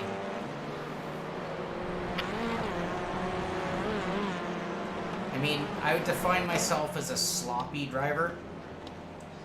And very, very suited to front engine rear wheel drive, in other words. And this is the Antichrist. It just is. All right, drivers. Well, we would ask everybody to clear the track at this time, and then I would like to ask Tyler, number 21, if you'd pull down to the end of pit lane. We'll get you ready to go out for your 3 laps. So and what we're get gonna the do is cold lap, and then the first time you come around, that will start we're getting hot your lap 3 laps. one at a time. All right. So we're going to who's And Tyler, whenever you're Tyler, ready, go Tyler, for it. Tyler. Oh, here, come on, Sean, hurry. Boom. Now we're gonna go cockpit here. Make sure it's all the way fast forward. It is. And then we do the same thing up here. Sorry, guys. And then number 22, Daniel, you are on deck. So get ready, Daniel. We're going to give you 3 hot laps here in just a minute to try to lay down your quickest lap. And then after Daniel, number 16, Jason Gada. You're still on the server here this evening. You will have the final opportunity to go out there and lay down 3 laps. And the top one of you 3 we'll move on to our top 12 championship challenge for the season.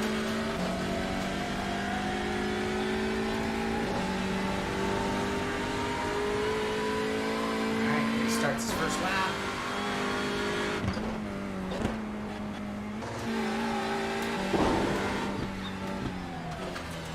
Not a bad line through there. Staying on track. Nice. Oh, a little wide, a little bounce, but not bad.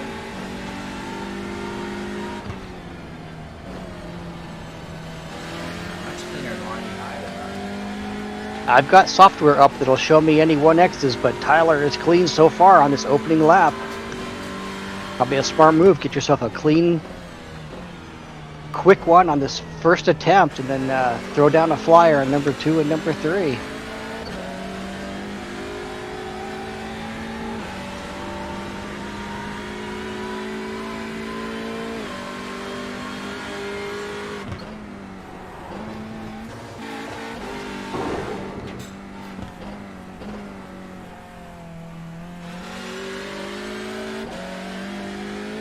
So we've got a 52.188 is Tyler's first one.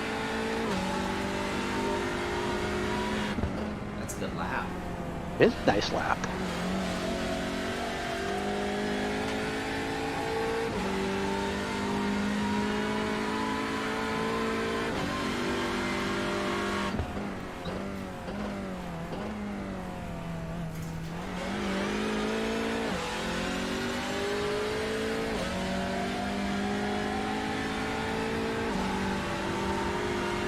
There's a 51.9. Faster than he had practiced earlier. Tyler getting faster now. Clear track to work with.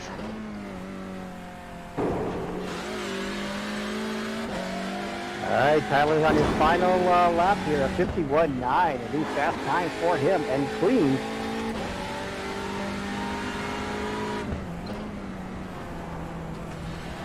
Daniel, car number 22, if you want to pull to the end of pit lane and get ready, we'll let you know when it's clear to go out.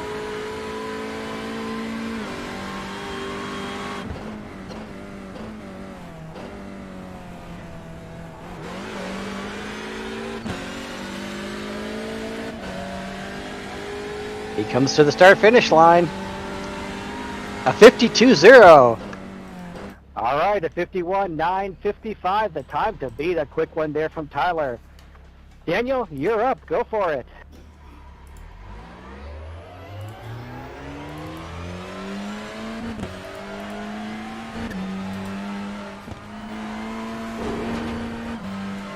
Now in practice, Daniel ran a 52.206 as his fastest lap, so he's going to need to find about 3 more tenths out there if he wants to steal that spot from Tyler.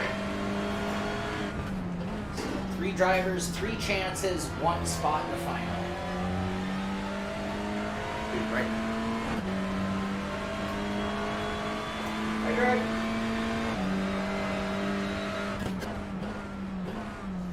Yeah, so this evening we have 11 drivers, 1 from each month of the Ricmotech Hotlap Humpday, who have already qualified to be part of our feature races this evening. And we've got 1 more spot left. Sort of Mr. or Mrs. December, you could say, still available here.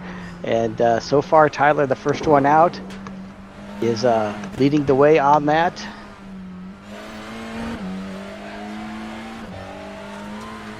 Daniel pushing a little wide on that first lap. I think he's got to come back on that second one. Some of the 1Xs on this track have been a little bit forgiving.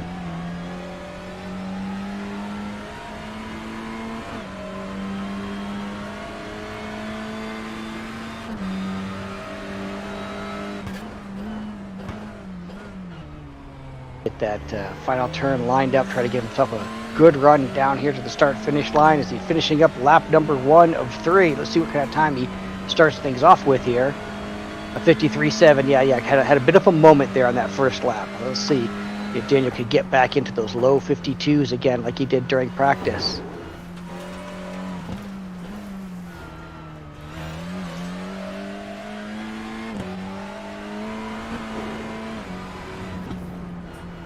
A 51.955, the time to beat.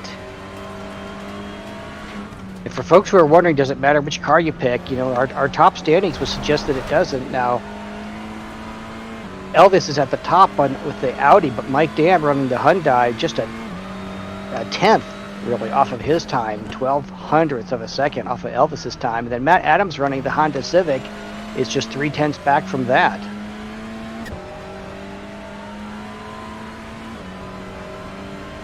Daniel comes the start-finish line, a 52.4. He's going to have to knock off about a half a second on this final lap if he's going to try to catch Tyler. That was a good lap, though. Good build-up lap there. Yeah. And man, do these cars look cool or what? They do. Bouncing around the curbs. Yeah, they get airborne and just stick for the most part. All right, Just looking like a good lap. Jason, if you want to pull to the end of the pit lane there, but don't go out on track just yet, and we'll let you know when you're clear.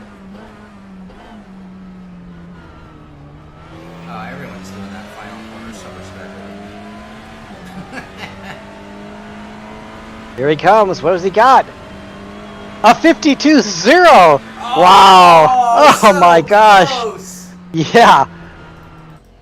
Wow, Wow. what an effort there from Daniel. A 52.0. He best his prior practice times, but just a half a tenth shy of knocking Tyler off there. So, Daniel, hey, great job. But Tyler so far is going to hang on to that third spot, and that means we got one more driver, Jason Gata. You got to go out there and do it now. You're clear to head out on track, Jason.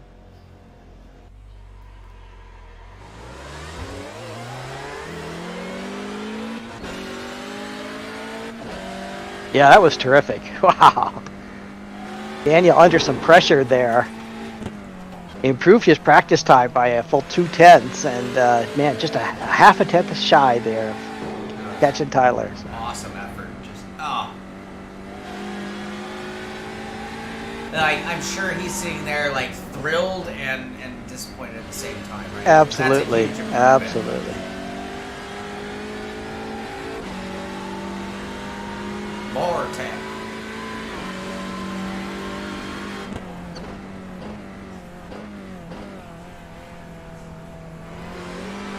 All right, he's got some heat in those tires now. Gets that run down the front straight, and he will start his first hot lap here. As the clock now running on Jason Gata.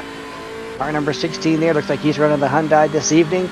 Ran a 52.4 in practice, and so once again, he's going to have to knock off about a half a second. But you know, some of these drivers were contending with a lot of traffic out there, and he may not have gotten a really clean, lap in there without the distraction of, other cars. Oh, now that's an off track right there. So that this lap won't count for Jason, but will, give us an idea of what kind of time frame he's running in, and he can just kind of reset mentally now, get the car lined up, give himself a good entry into the final corner here to maximize his speed down the front straight and get a good start on lap number 2. Got to be a clean lap, but he also knows he needs to press the boundaries a bit on his practice times. 52.4. Yeah, 54. So that reflects his time spent in a little bit of the gravel there, and we'll see what he can do on lap number 2. Ouch. Oh, a big bump and a spin. Oh no, gather it up, keep it off the wall. I'm afraid that's going to do it. I'm sorry, Jason. I'm afraid that's going to do it. So won't be able to get in, that third lap on the cold tires. But there's still a great effort there. Jason was just having to try to throw it down and catch Tyler. So Tyler Maxon going to be our 12th and final driver joining our top 12. So drivers, the practice session is open again. You are welcome to head back out on the track here for the remaining about 8 minutes of practice.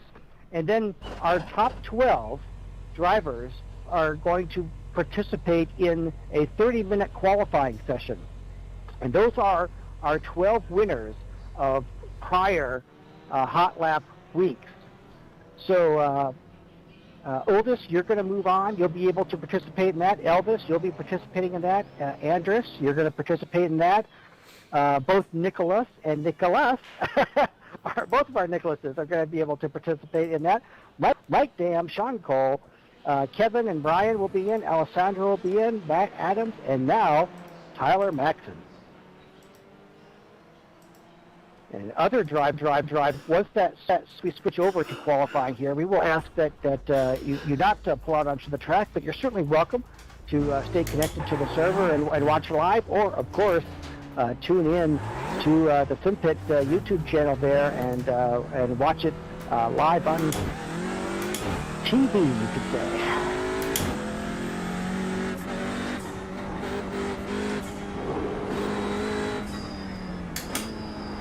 And then in a few minutes, when the qualifying session starts for those top 12 drivers, they're going to have 30 minutes to try to throw down their best lap. And then the top 2 qualifiers will get a bye. They go right to the feature race. There's going to be 2 heat races after that. And for the other 8 drivers, they're going to get to participate in those heat races. And the top 2 drivers from each of those heat races will also go on to the feature race. So that will take us from 12 to 6. The top 6 will compete in one final. 15-minute race.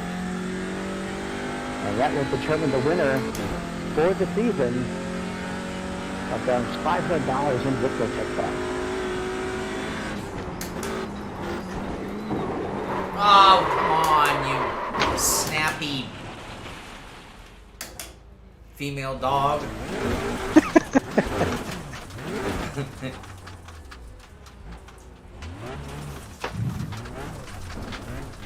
Actually, we have 30-minute qualifying. I don't need to be out right now. Yeah, you got some time. Don't wear yourself out just yet. Yeah, this is wasting energies. Sorry about your FPS, Jason. I can't help. Yeah, Alessandro, good words. I didn't even look to see if anybody had been generous. This is the finale, though. People get a little more, you know what I'm saying. Nobody wants my Hyundai setup because it still won't turn 2 hours later. Oh, and that's the other problem is mixed chassis, so you can't just use anything. I mean, so shared would only be if they're lucky. Oops. Shared, that's what I'm looking for. Nope, no shared setups out there. Well, you know, Shaun, I've heard a rumor that Elvis, who I think is driving the same car as you, is an Apex racing instructor, Apex Academy instructor there. I would think he'd be able to give you a few tips. Yeah, but $500 worth? I don't know. Well, come on. Now, Elvis doesn't care about that. He's really not that competitive. Oh, no, not Yeah, at all. it's not like he has a car payment to make or anything like that. No. Come on, yeah. There's always tomorrow's payment. I mean, what's he going to spend it on, like, Roblox credits? No, I'm sure he's in the same boat as me, thinking, oh, you know what'd be awesome? A new Ricmotech wheel for my DD base. And $500 would almost get me there. I know, Yeah. That and a, Christmas, gift card, and I'm there.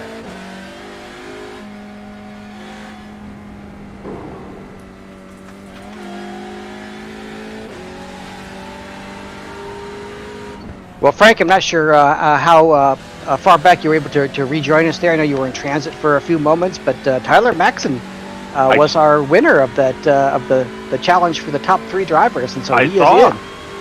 Yeah. So glad to see him in it. Absolutely. Yeah, I saw that. Fastest time of the day, actually. And now he's moved up to 3rd. He's continuing to get faster. 51.713. How about that? Here's my approach to the event. Small grid, lots on the line, carnage lets Cole win. Yeah! Yeah! How about that? Mm-hmm. Long game. That's my only chance. I mean, I was just being realistic. So, okay. I'm gonna refill coffee. 4 minutes till fall. I like just taking the quick release off. That 13-inch wheel, there's not a lot of room for knees with my big side and Sparko seat. Be right back, everybody.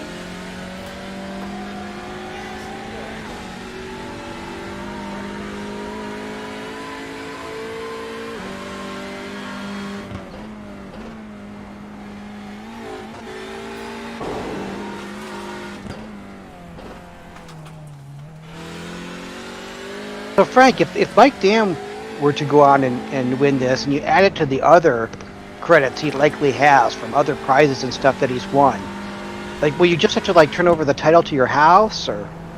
I'm sorry, I missed that. I was just saying that with all of the other sort of prizes and credits that Mike Dam has won in the various series over the last couple of years, if he wins the $500 tonight, are you just gonna have to, like, turn over the title to your house, or? No. It's not quite that big a prize accumulation, but yeah, okay, he hasn't won quite that much add yet. on, Okay, yeah. okay. Well. But yeah, he has cashed in some of his winnings. Oh, good, good. So, Okay. Yeah. Mike has continued to get faster here in our final couple of minutes for our practice session here. He's dropped his time to a 51.5, and now That's less than a tenth off of Elvis's time. Elvis running the Audi out there, and Mike Dam in the Hyundai.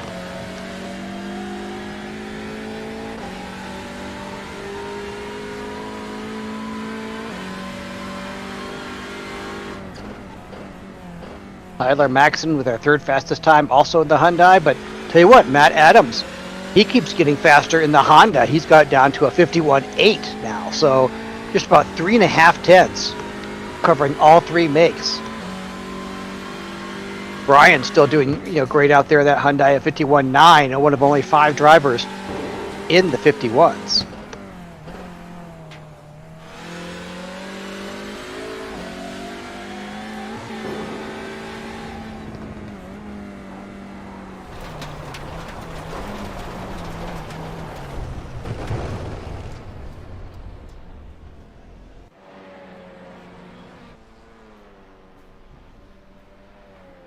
All right, the final seconds, about 10 seconds before we're going to be switching over to qualifying. All right, drivers, there's about 5 seconds before it's going to start switching over to the qualifying session. And again, we would ask that just our 12 winners from this season participate in that qualifying session. So Oldest and Elvis, Thank you, Dennis. Nicholas, McConnell will be Mike Dam, Shaun Cole, Kevin Burrows, Brian Highcutter, Alessandro DeTulio, Nicholas Simonson, Matt Adams, and Tyler Maxson. You all are eligible to run for the next 30 minutes, but we'd ask anybody else to please just stay off the track and let those 12 have the best possible opportunity to set a qualifying time here. Oh, look at that. And then we number did one. have, we had like 24 drivers come out and set times this evening, so really appreciate everybody else who came out and participated, had some fun with us here this evening at Knockdale Racing Circuit. But now we're getting down to serious business, as they say, for our top 12 drivers in the Ricmotech Hotlap Humpday Challenge.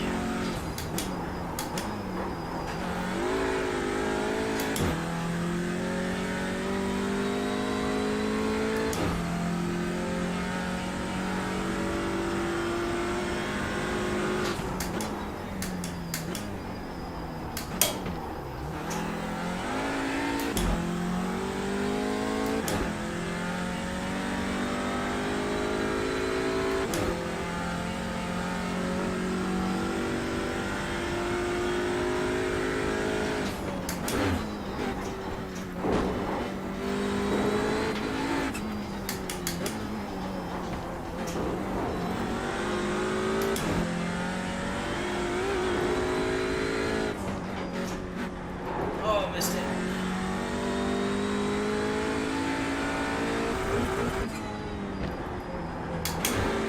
Come on, Cole, you got this. Thank you, Frank.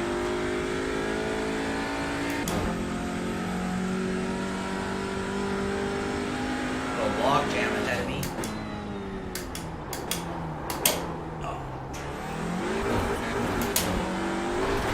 Stupid car, come on.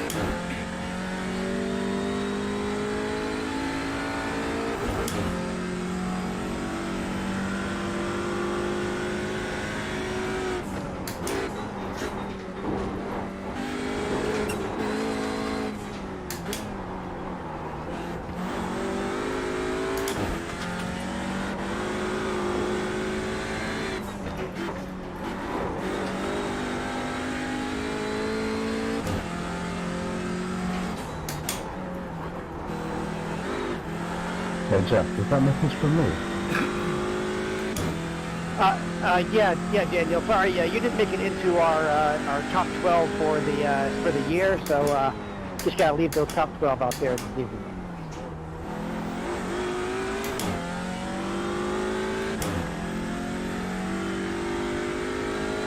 Yeah, sorry about that. A half a tenth, man. We got you in there.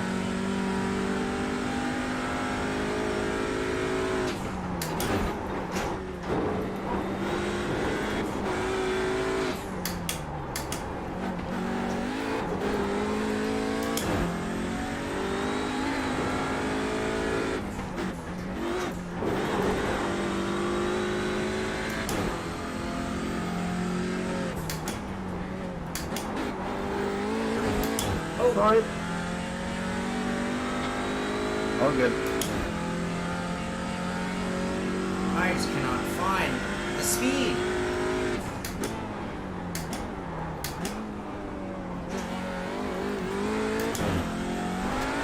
Oh, that doesn't help. Come on. Stupido.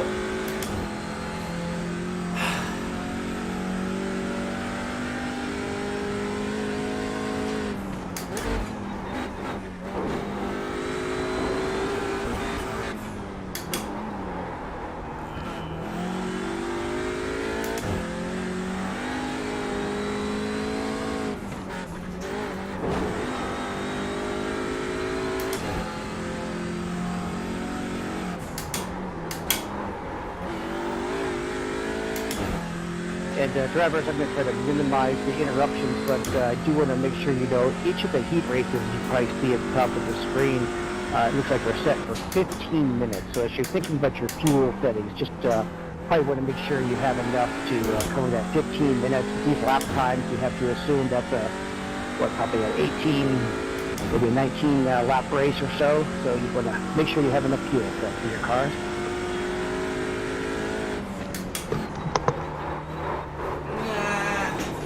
Oh, geez, almost saved it. Now we're really in trouble.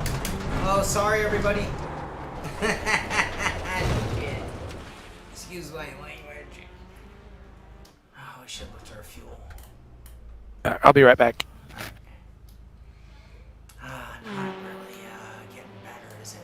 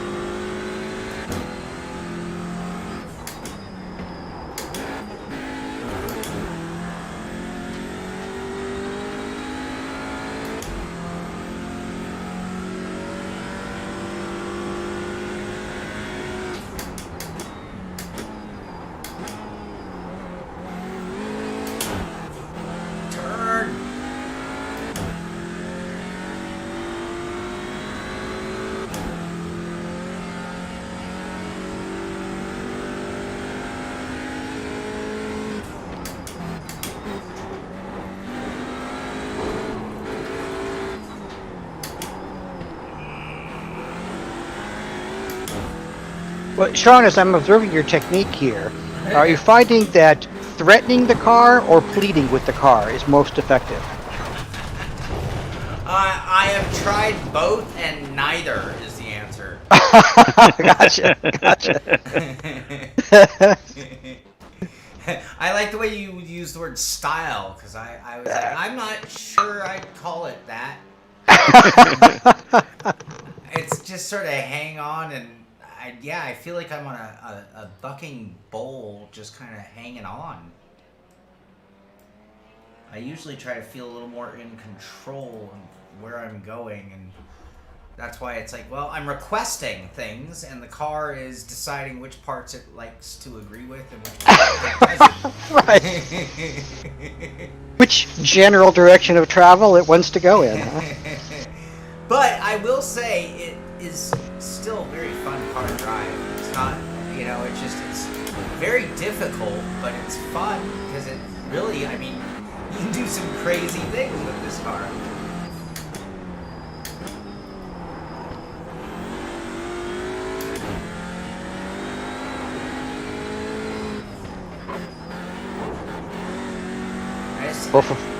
Yeah, go ahead. It's just the power application. Really something. Again, I'm a sloppy driver. I like being able to go full throttle too early and kind of just wiggle my way out of it. And this thing is just the opposite. I mean, it'll actually teach you some pretty decent habits at times because you have to be really good about your throttle application.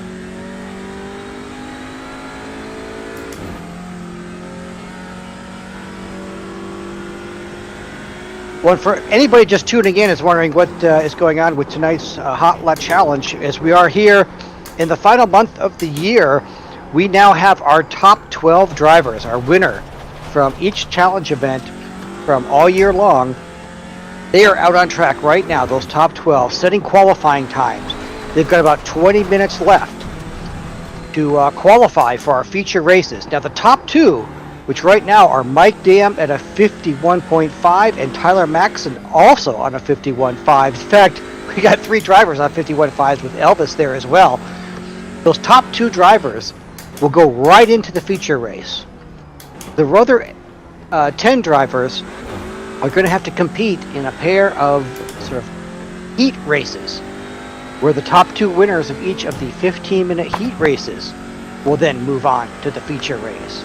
And then those top 6 drivers, the remaining 6 drivers, will compete for the championship crown in the Ricmotech Hotlap Humpday Challenge for the year.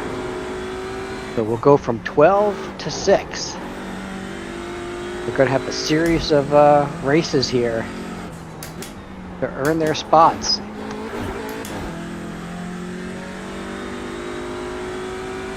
Wow, how about that? I mean, the top 3 drivers all covered by 0.04 of a second. I just thought about the format. I don't like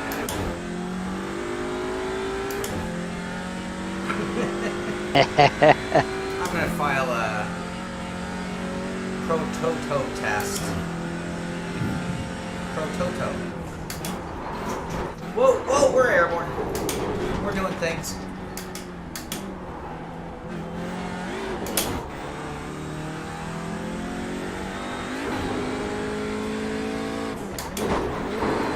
Oh man, oil can, please.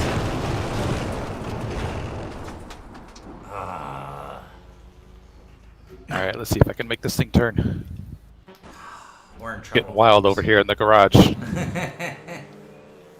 So you're saying it turns out not having a brake pedal was the least of the problems? Yes.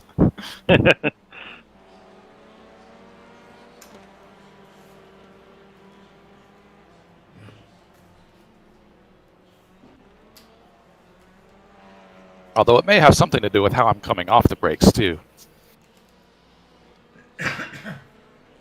Alessandro was on the in-race chat there, sort of begging for some setup help. I don't know if he got it, but his times, a 51.8. He's the only other driver after our top 3 to be in the 51 so far, so he's obviously figured out something with that Hyundai here. He was really late getting into the server, so I think just getting some practice time. Don't know how well he knows this new track to the surface, and of course a new car to the surface as well. That's an impressive showing there by Alessandro.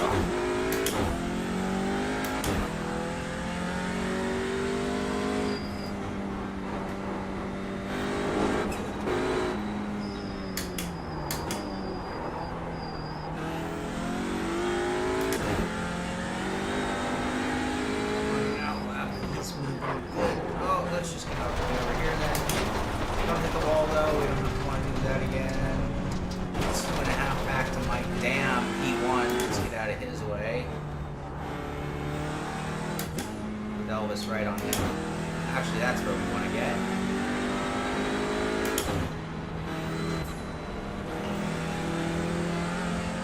Yeah, something like right here. Let's see how long we can.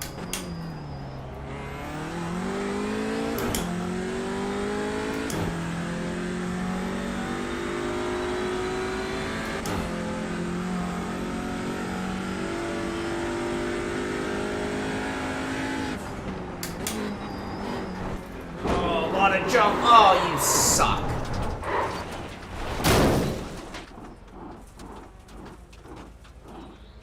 Car, please.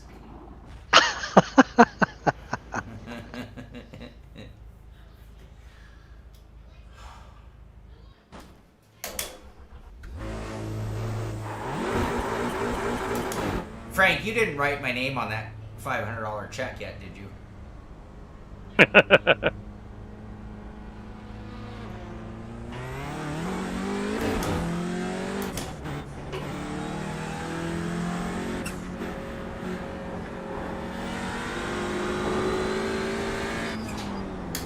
I cannot find that line on that front corner, that first corner. It's so cool, though. Love that corner. I love this track. This track's fun. Car's fun. I'm just struggling.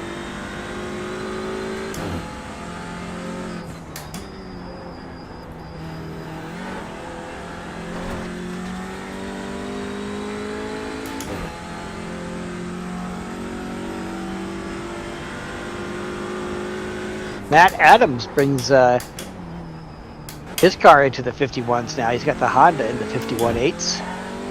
5 drivers are top 5 in the 51s, but right now it's Mike Dam and Tyler Maxson holding down the top spots. And I'll tell you what, so Tyler hanging on to that number 2 spot is going to get him a bye so far into the feature round. 5 thousandths of a second ahead of Elvis until right then. Elvis crosses the line with a 51.556, so now he's 300ths quicker than Tyler Maxson. So Tyler's going to have to head back out there now and try to steal that spot back away from Elvis. As right now it's Mike Dam and Elvis Rankin who have earned themselves the bye into the feature race, but we'll see if that holds up. We're halfway through this qualifying session, and man, drivers still looking for some time out there. This will start is determining the grid order for the heat races, and the top 2 in this qualifying session will get a bye right into the feature race. And only 6 drivers are going to get to compete in that feature race. So you don't have to be one of the fastest 2 right now. You just want to make sure that you get yourself, all 12 of these drivers will get an opportunity to compete one way or the other. But if you're not one of the top 2, then pressure's going to come on in the next heat race, where we'll take the top 2 from that 15-minute race qualify for the feature. 2 15-minute races. Top 2 from those 2 races will round out 6 that are going to go on to the feature race.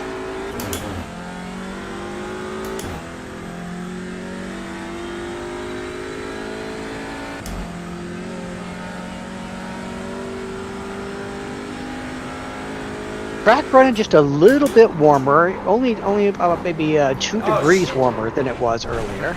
Language, Sean. Language. Oh, I cannot do anything better, it seems.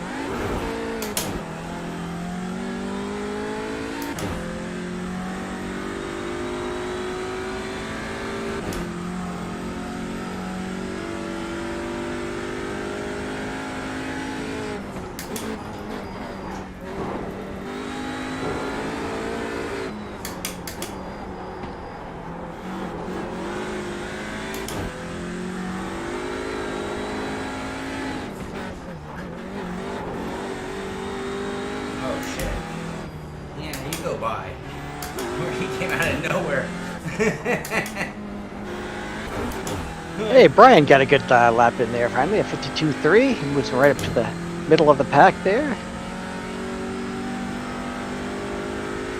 Tyler still trying to catch Elvis, see if he can knock him out of that number 2 spot.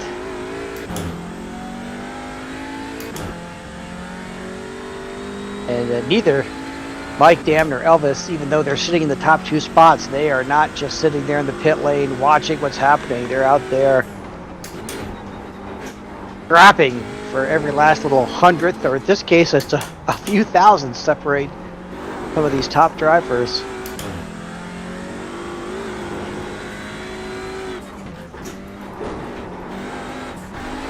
No! Oh! The entire top 12, though, covered by about 1.2 seconds, so it's nice. Exactly what I told my brother I'd be back. Yeah.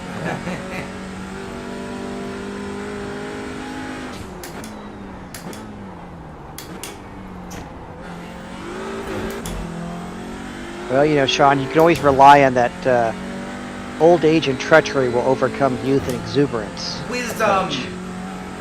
There you go.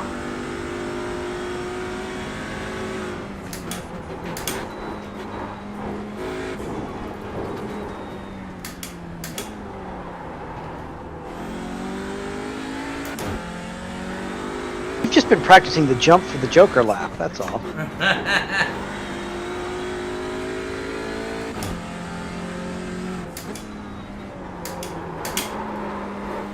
Wow!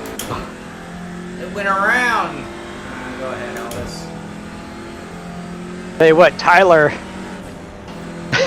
Tyler is right there. He just ran a 51.56, which would have been an improvement, but not enough to catch Elvis, and it was dirty, so he's still struggling out there to try to get a clean one in here. And of course, he's got to avoid traffic too, to put in a flyer here. But not giving up. Tyler's still out there. Now he's going to have to go for a reset. Now he can get himself some fresh tires. Head right back out.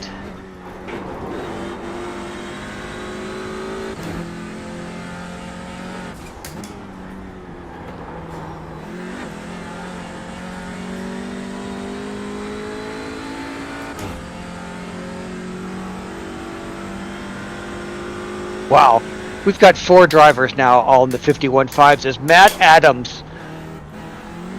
I mean, how about that? All 3 makes. Basically, it's a dead tie. We got the Hyundai of Mike Dam, 51.54. Elvis Rankin in the Audi, 51.55, and Matt in the Honda, 51.56. And then Tyler Maxon in the Hyundai, a 51.58. The top 4 drivers, all within about 300s of each other. It's crazy. You jumped me off track, Heiko.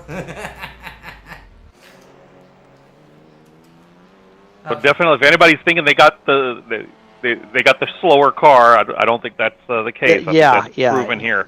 Nope, absolutely not. All 3 are just as capable. Now, fuel, 15-minute race. I'm computing that these drivers are going to do either 17 or 18 laps. It's real close. I would be counting on it being an 18 lap race. So those drivers, you're going to want to make sure you have enough fuel in there. I didn't see what the burn rate looks like if they're using. Well, let's see. If we say that they're using 0.3 of a gallon a lap, and I think that's fairly conservative. I think they're actually using more like a quarter of a gallon, but let's say 0.3 of a gallon per lap, 18 laps. About 5.5 gallons, should be safe. I'm gonna go with that. I had less than that. 5.5 to 6 gallons should be plenty. Well, I guess this is my last chance to go to the bathroom. Stretch the legs. Not looking good. I did improve to respectable at least. 52.6, absolutely. Yep. I was struggling to be respectable even, but now I at least look like I belong at the tail of the grid. Versus just at the tail of the grid. So that's Sure. You earned your spot at the back. Yeah, exactly. Instead of gifted it. So, yeah. I told my brother that too. I'm like, no, it'll be like me in last place, and then 1/10, and then 2/10, and then 3/10, and then it'll be a gap to like 1.2 to the lead. 1.3 in this case. But, okay, I'll be right back, you guys. Drivers, a great effort out there. You got about 6 minutes left in this qualifying session. Right now, Mike and Elvis holding on to those top 2 spots, but we got 4 drivers within 400ths of each other. This is anybody's race here, especially for these top 2 spots that are going to go and get a bye directly to the feature round. So we still got 4 drivers really in contention for that, and let's not count out Alessandro there as he's real close. But drivers, you got about 6 minutes left here in qualifying to get a flyer in.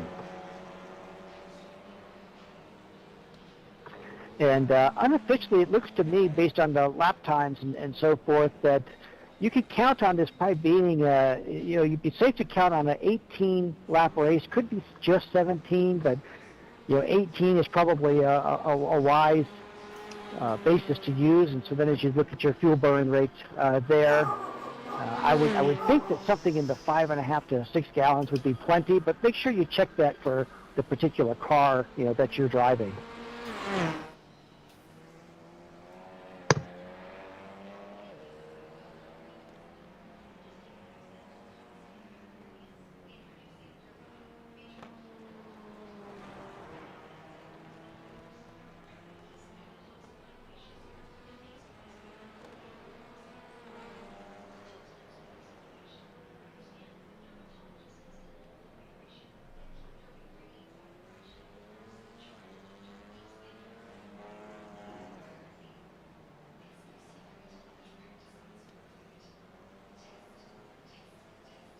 Matt's out there really trying to see if he can jump up into that second place spot, and he is using all of the curbs out there in the Honda.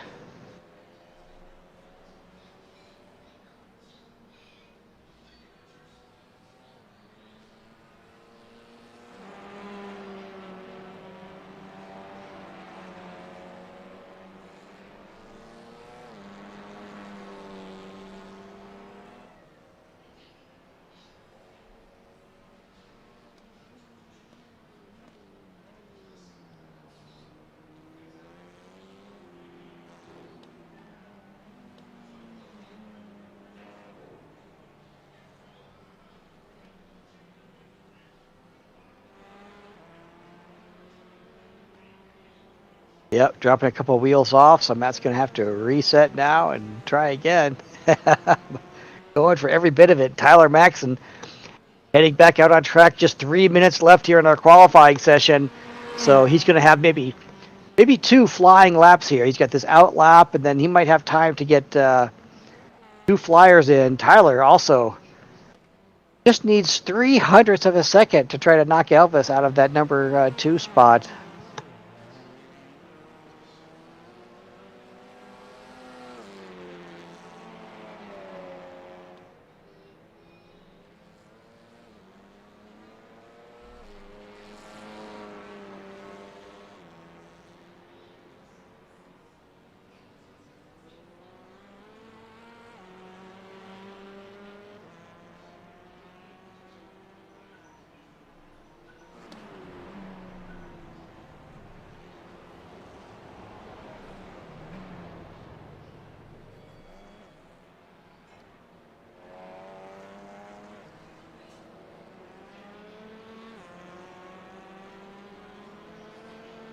Final 2 minutes here in qualifying.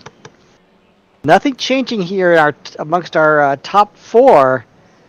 Still 0.04 of a second separating our top 4. And those top 2 are going to get a bye in the first round of the race here this evening. Mike Damp's been out there working hard, but brings it back into the pits. Elvis still out there trying, seeing if he could get himself some insurance by knocking anything at all off of his time. Matt's out there working that Civic around the track as hard as he can. The clock winds down. These drivers might be able to get 1, maybe 2 laps in. Okay, I'm okay. I thought I screwed up. Okay, go to the bathroom. Tyler out there battling yet.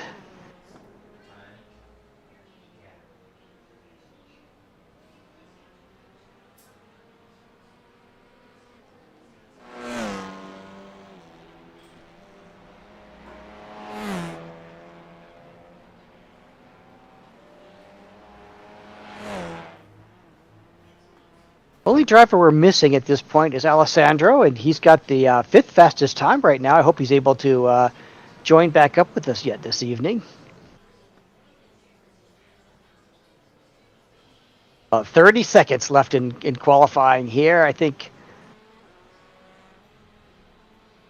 Tyler may get across the start-finish line just in time to get one last flyer here to knock off Mike and Elvis from those top spots. They're both done for the evening. They're sitting on pit lane just waiting to see if... Yeah, and I see Matt not on the track at this moment, so he'll unofficially finish 3rd. Oh, and that wraps up the qualifying session, so that was it. Okay. All right, drivers. So Mike Dam and Elvis Rankin, congratulations. You guys are directly on to the feature race. So heat number 1. Matt Adams, you are out there on the top of the grid with Tyler Maxson next to you. Hey, let's have a good clean race here, drivers. Our top 2 winners will go on to the feature race with Mike and Dan, but there's another race after this one as well, drivers. So if you're not in the top 2 in this race, you're going to have another opportunity in the next one, I believe, as well.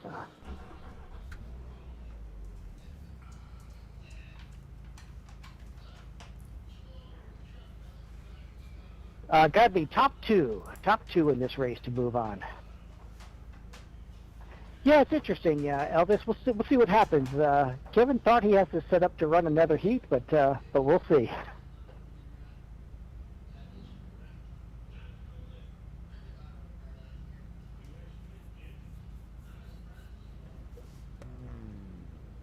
Gotcha. So it sounds like what we'll have is a top 4 challenge here at the very end. So the top 2 drivers from this race will move on to compete against Mike and Elvis in our feature race. What about me? Hey, you're out there, Shaun. Go for it, man. You've already got your name on the check. What are you talking about?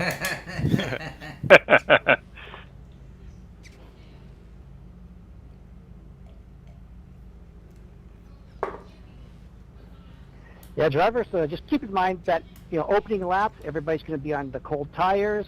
You're going to have some accordion effect maybe in the tighter corners. So if you're towards the back of the field, make sure you build in little extra braking. I'm going to need it. So that you don't get into the back of somebody. And let's just have a real good, clean race there, put on a good show for everybody, and have some fun. I normally don't try to get intimidated by my competition, but in today's case, I don't feel so bad.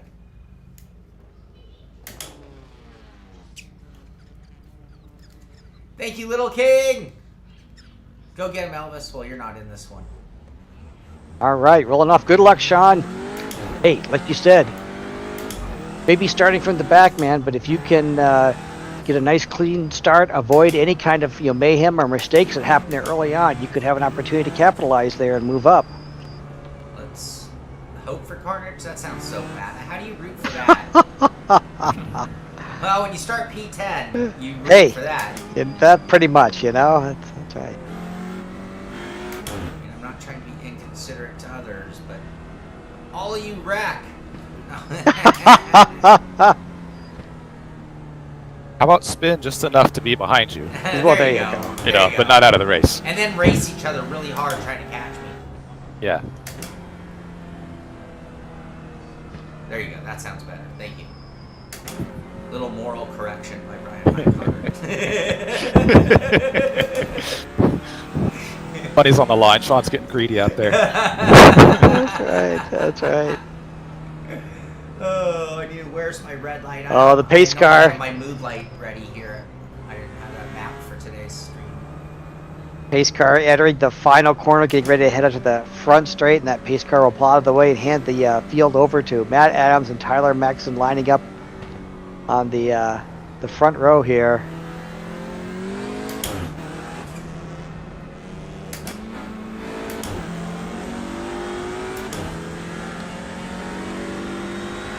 I see a swerving.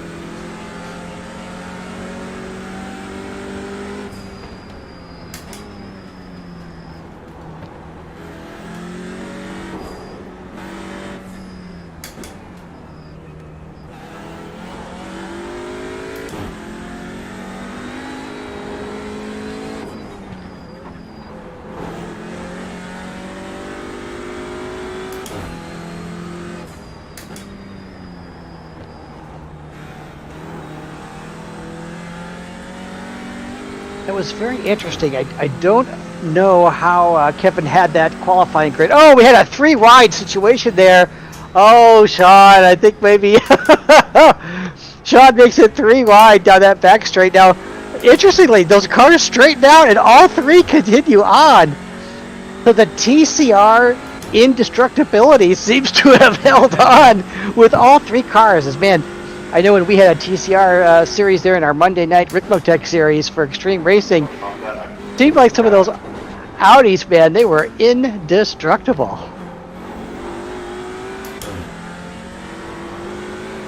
Oh, Matt, unfortunately, having to go in to repair some of that damage. See if he can get back out there on the course. Alessandro running out front. And sorry, I didn't have clear instructions on what our grid order was going to be there, so I'm not quite sure how that worked out. Alessandro started third. He started off on the pole, and then Tyler Maxson qualified second and started second. It was some kind of a weird inversion going on there. I don't know what that was. Andres Slasans currently running third. He started fourth, and then Kevin Burrows has jumped himself up from 7th all the way to 4th. Another driver doing really well. Uldis, and I hope I'm pronouncing that correctly, Uldis, but Uldis gone from 9th all the way up to 5th early on. Nicholas Simonson started 6th, still holding on to 6th, whereas Nicholas Mercano slid back a little bit. He's gone from 5th to 7th.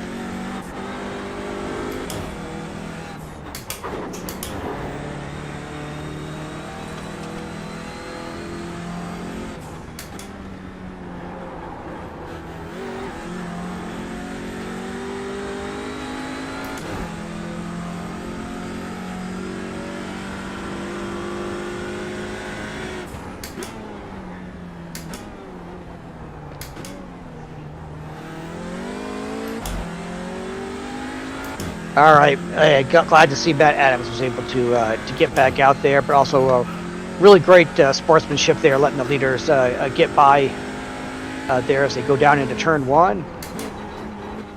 Alessandro continuing to lead the way, 0.3 of a second over Tyler Maxson when they crossed the line last, but he's got Tyler working hard and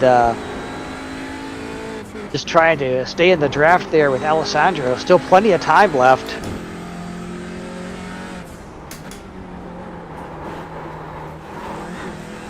As we're working lap number 4 now.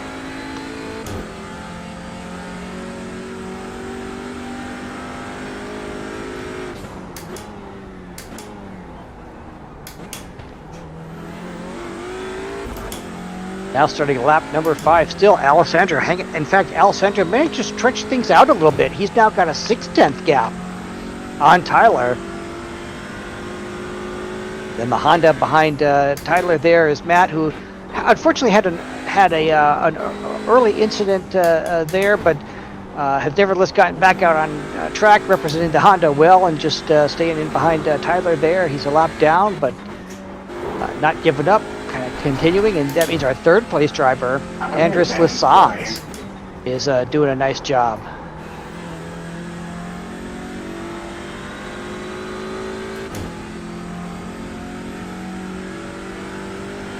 First and second advance.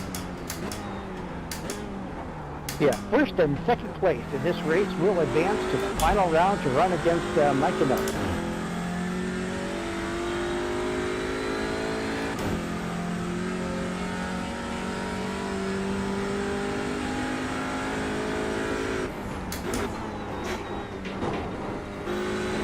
Oh, Alessandro, man, using all of the track and but it's allowing it. I'm not seeing 1X's pop up on the screen there. Oh, now that one he did. He got that much off into the dirt. That was a 1X. He's just fighting to stay ahead of Tyler. But an 8/10 margin there as he's continued to stretch that out just a little bit. It was 3/10, 6/10. Now it's 8/10. And then really back there in third place is Andrus. He's about 5 seconds back now of our front pack. Kevin Burrell's also trying to chase them down. And then Oldest is in 5th at the moment. Worked his way up from a 9th place starting position. A great drive there for Oldest as he tries to chase down Kevin. Shaun Cole doing a nice job there. Has picked himself up from 10th to 7th. So working his way through traffic. Oh, Nicholas Simonson, I'm sorry to see that taking a tow. He must have had a bit of an excursion there.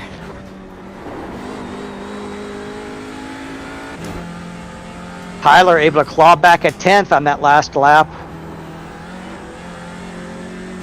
We still got 9 minutes left in this race, so we're about our 30%, 1/3 of the way through this race, and the two Hyundais at the front of the field at the moment, Alessandro and Tyler. Just 6/10 apart.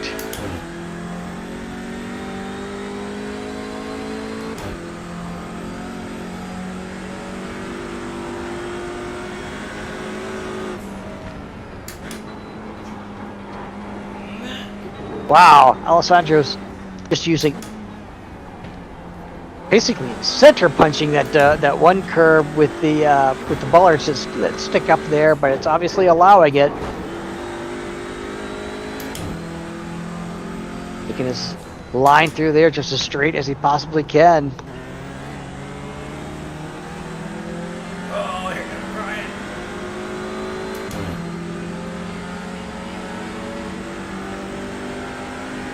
Yeah, sorry to see Matt Adams and Nicholas. I know you guys signed off. Sorry about the bad luck this evening, but really a great effort all throughout the season to have qualified in these top 12. Really appreciate you guys participating tonight and helping to put on such a good race and a good event with the other drivers.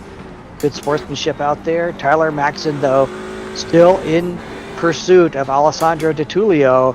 6/10. He's pulled it back in. He was down as much as 8/10. He's pulled it back to 6/10 now, but just kind of biding his time, perhaps. I know he wants to, start putting some pressure on. 7 minutes to go in the race. We're at the halfway point here. Yes, As they finish up lap number 9 and start lap number 10, Tyler has cut it down. He's just been chopping away a 10th a lap. Now he's got it down to 4.5 tenths. Just getting closer and closer, and he's going to have to look for an opportunity. Where can he get up alongside Alessandro? How's he going to be able to execute a pass? Is just putting on some heat going to make it tricky? But he's also got to be careful as he pulls up closer and closer to that Hyundai ahead of him. Got that big wing in your face, and you can't see your turn-in points.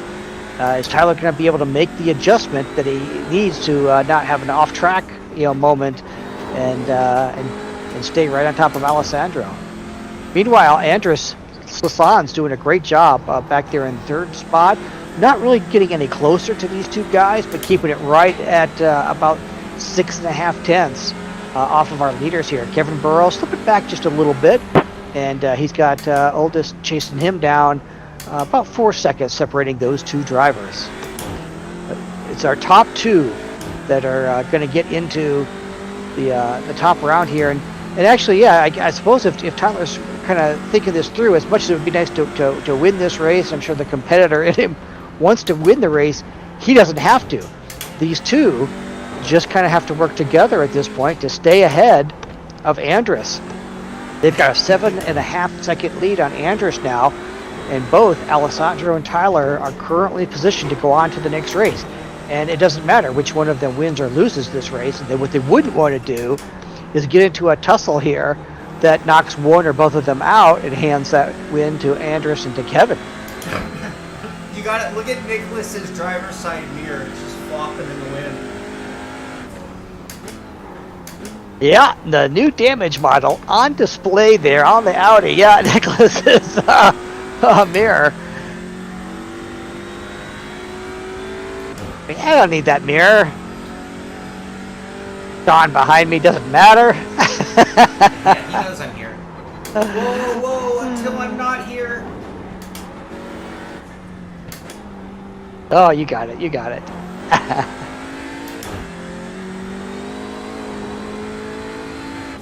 High Cutters moved himself up to 6th. Nice run there for Brian. Getting that Hyundai back under control, staying ahead of the two Audis of Nicholas and Shaun.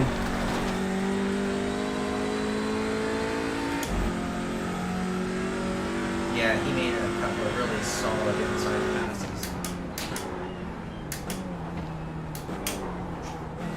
Tyler now, falling back a bit from Alessandro while I was tuned away from him. I didn't see if that was due to a mistake or if he just kind of tuned in to this idea that, hey, his race really is with Andrus behind him. He's got about a 9-second lead on 3rd place at the moment, and that's what he needs to preserve for the remaining minutes of this race. We've got 4 minutes left.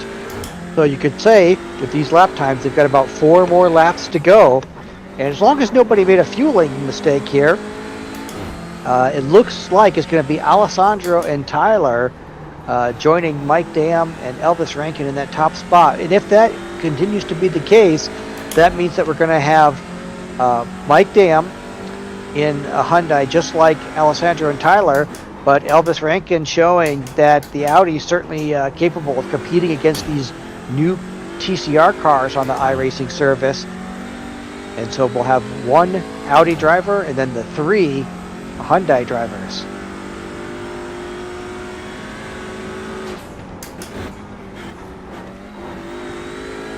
Shaun getting that pass done on Nicholas there, moving himself up to 7th.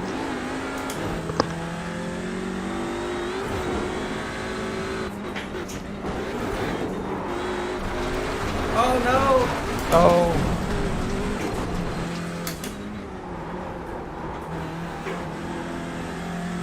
In fact, we got a nice train of 4 cars sort of battling there with Nicholas and Shaun and then Brian, and they've caught up to Oldest there in the Civic. Got about 3 laps to get the job done. About 2.5 minutes. They cross the start-finish line. Probably 3 laps to go.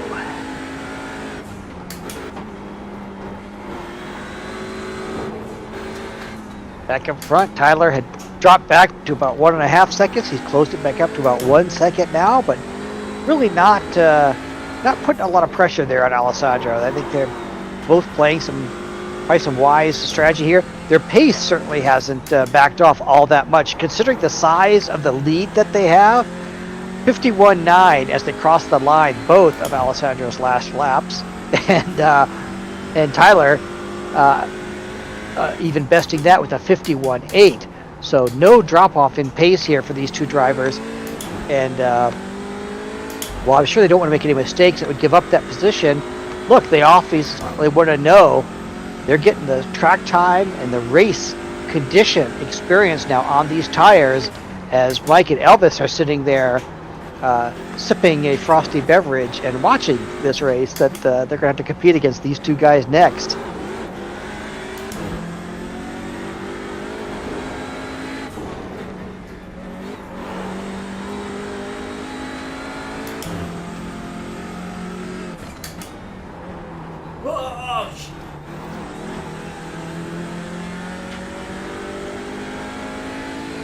Tyler has cut it back down to 0.3 now, and Alessandro kind of backed it off there. That prior lap had a 52.4, and that has let Tyler get right up behind him here with about 50 seconds left to go. They didn't get the white flag last time by. They'll get it this time by. So the closing 2 laps here, both drivers using all of that track, kicking up the dirt.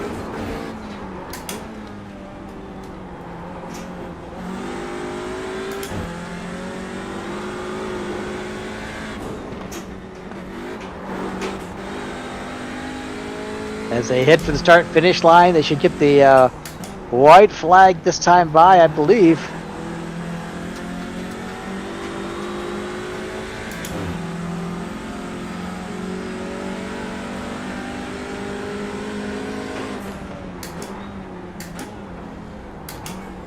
Yeah, I think they are on the closing lap here. 3/10 separating our front two drivers. Brakes just glowing red on Alessandro's rear brakes, just glowing red on Alessandro's car.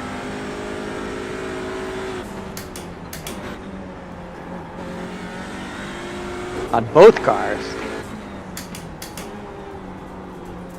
Oh, Tyler takes a little look on the inside there, but gets it alongside, side by side, a little drag race finish to the start-finish line on the final lap, but it is going to be Alessandro hanging on to the win by a 10th and a half, 0.183 the margin of victory for Alessandro and Tyler. So those two will move on to our feature race. It'll be a little bit of a 5-minute warm-up here, but great race. Well, that was an exciting battle there. Great race there fight between Tyler and Alessandro. And those two guys did what they needed to do to move on to the next round of the challenge. And a nice little battle back to the field there with Oldest, Brian, and Nicholas and Shaun.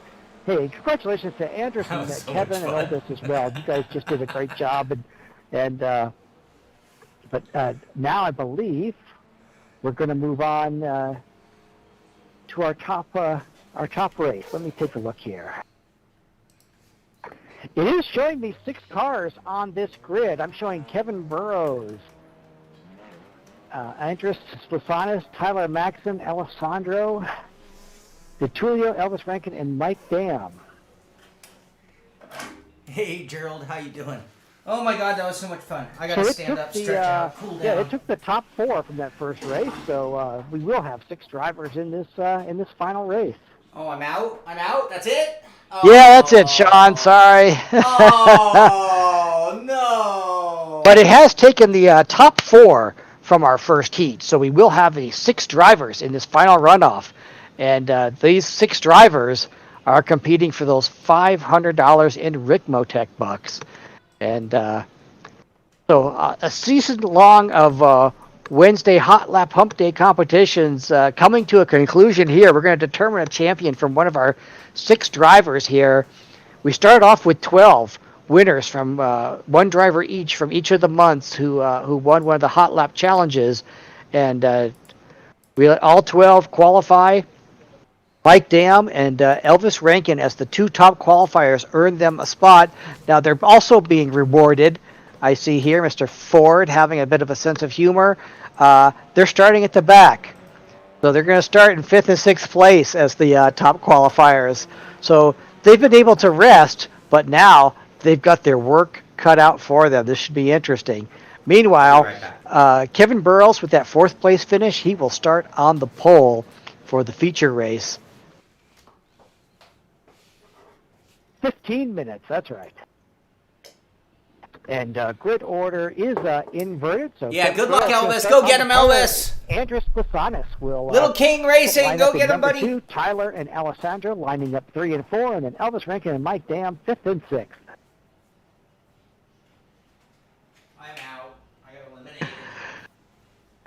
Send your letters to Kevin C. Ford. I'm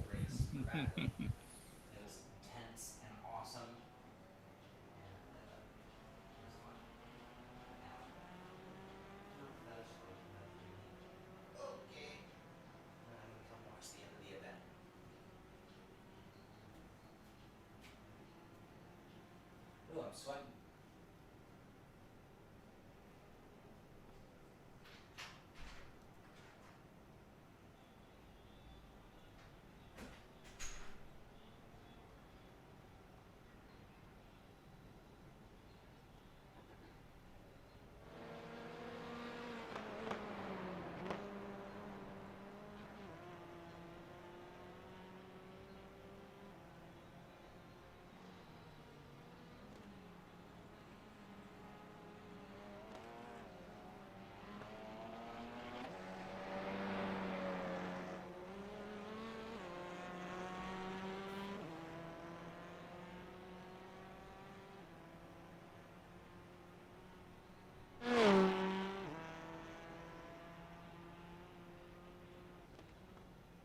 All right, we got about 1 minute left in our warm-up session here. Then these drivers are going to be lining up on the grid for our feature race.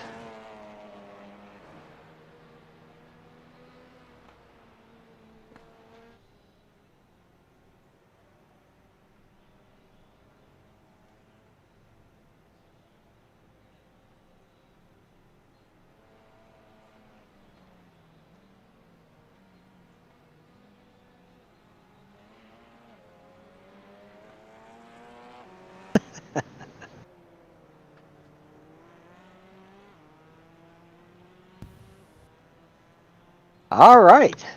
Looks like it's wrapping up that warm-up session. And it's going to switch over to our feature race here.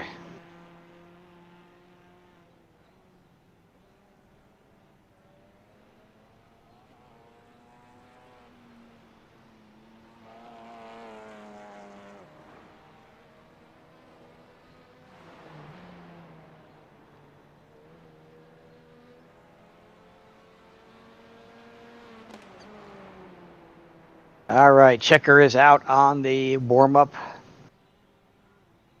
And now switch it over to grid.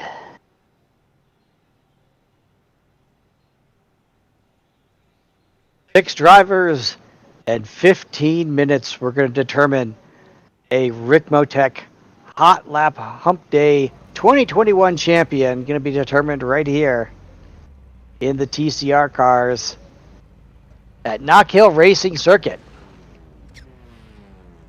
We wait for the final clock countdown and the pace car to take off.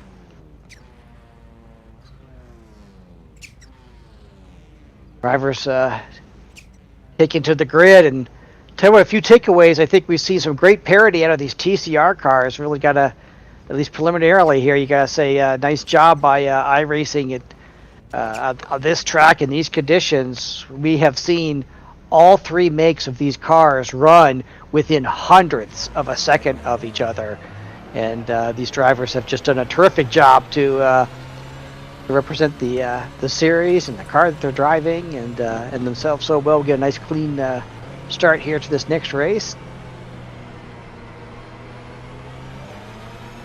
As the drivers go around in their formation lap, one more big thank you to Frank Rico and Ricmotech for the sponsorship all year long. Really kept a lot of interest in this series. He and Kevin Ford sort of put together a strategy for each race, try to pick out some car and track combinations that are interesting and keep drivers on their toes. And these six drivers right here, they have shown some versatility all year long and just being able to drive anything, anywhere that's thrown at them. So a great job.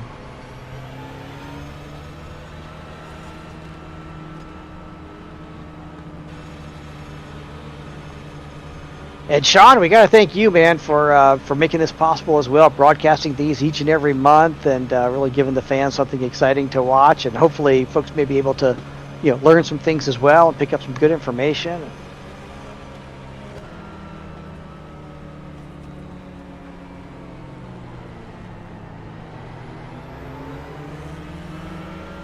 All right, the pace car is going to pull off. The drivers will go on the iRacing green. They're away, and we got three wide going down the front stretch there, but not quite able to get things done early. They head down into turn one. Got to deal with those cold tires. Tyler chasing down Kevin. Tyler started off third. He's going to battle right now for that lead. He's going to challenge Kevin very early on. He's got the inside line for that corner. Kevin's going to tuck the Honda in right behind Tyler. And Alessandro looking for an opportunity to pounce while Andrus is applying some heat in that Audi. With Elvis and Mike trying to chase these guys down. Going to try to take advantage of any opportunity, any misstep by these cars ahead of him. Oh, it's a bit of a spin there for Elvis. He recovers, gathers it back up. He's going to set off and try to chase the pack back down. Alessandro and Andrus scrapping there down the front straight in the battle for fourth. Meanwhile, up front, Tyler Maxson going to try to put some distance between himself and Kevin Burrows in the Honda. And then Alessandro, who won our first feature race, battling for third. He's going to look for some opportunities to challenge. Oh, and then it's Andrus off into the dirt. That's going to let Mike Dam slip by, and it gets a little squirrely once again. That's going to let Elvis slip by. So now the challenge is on Andrus to gather himself back up and try to get himself back up into the field. Oh, and then we got some side-by-side action up here. Oh. Yeah, we had a spin by looks like by Kevin.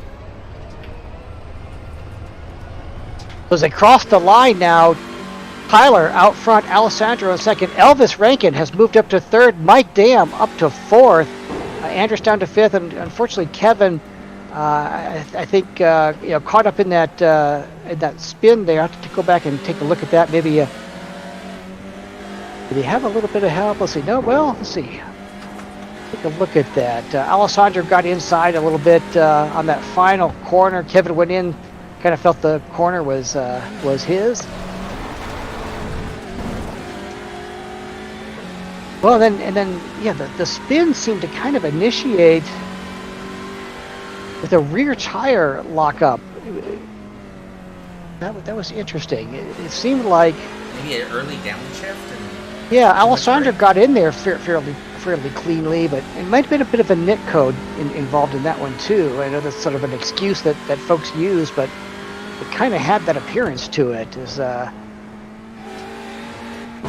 It almost looked like Kevin's car started to go around even well before Alessandro was close enough to really make any contact there. So now Tyler Maxson out front. About 1.3 seconds the last time they crossed the line, but can't count out Alessandro. We saw these two drivers battle hard in the first race, and Tyler had fallen back by about a second and a half at one point, and then at the very finish, those drivers had a drag race finish to the start-finish line, ended up just a tenth apart, so this race not over yet. Elvis Rankin and Mike Dam have elevated themselves after starting fifth and sixth up to third and fourth. And they're going to be trying to throw down some fast laps. Elvis crossing the line with that 51.9. Drivers up ahead, Alessandro a 51.8. Tyler Maxson a 52.0. So we'll keep an eye on the distance between these drivers. Alessandro's chopping off some time. He's cut it down to 1.2 seconds. It was 1.5 earlier. Then Elvis Rankin about 2 seconds back. Mike Dam a second back from Elvis. Only lap number 5 should be a 17 or 18 lap race here based on the prior heat race.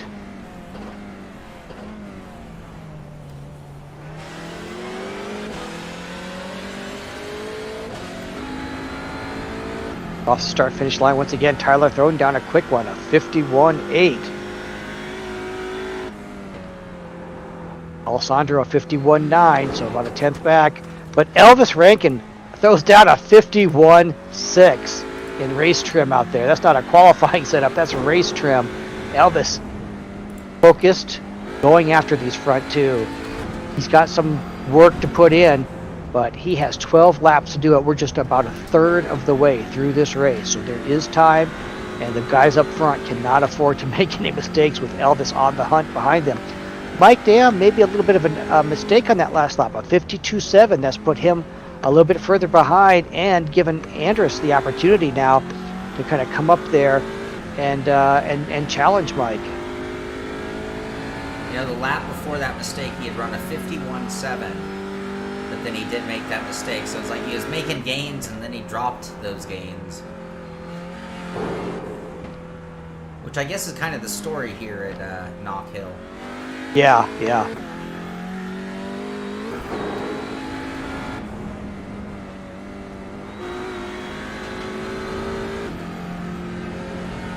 Andrus pushing hard, trying to apply some pressure, but running wide out into the sand traps a little bit.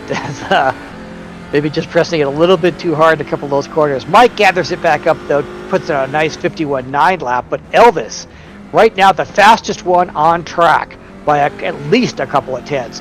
He backs up that 51.6 with a 51.7.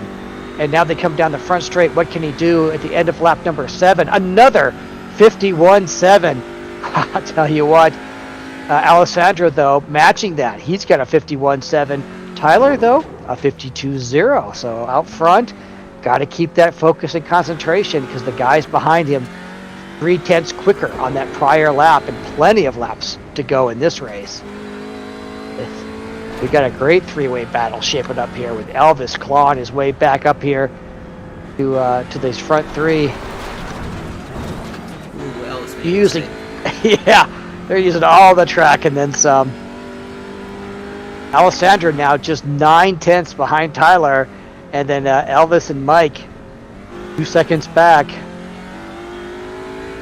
Callum, Gonna so monitor how that the margin qualifying keeps for the getting final chopped down spot here. was after 30 minutes of qualifying, the top 3 times who had not already qualified for the event then all did a 3-lap Another beautiful lap from qualifying Elvis. run, Another the fastest time 51.7. making it into the event. Just So only really 3 flying guys had a out shot there. at it in the end. Alessandro a Everyone had a shot at it, 52.0 but in and the end it Tyler was a Maxon a shootout between those 51.9. three. I So think Elvis Phil's just continuing to outside be, the cut line.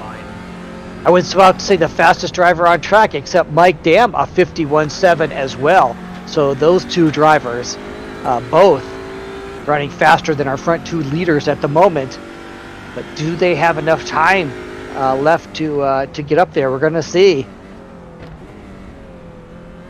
Oh man, Alessandro is really using maybe some of that draft and some error-free driving to pull up on Tyler here, as he's now just 8/10 back.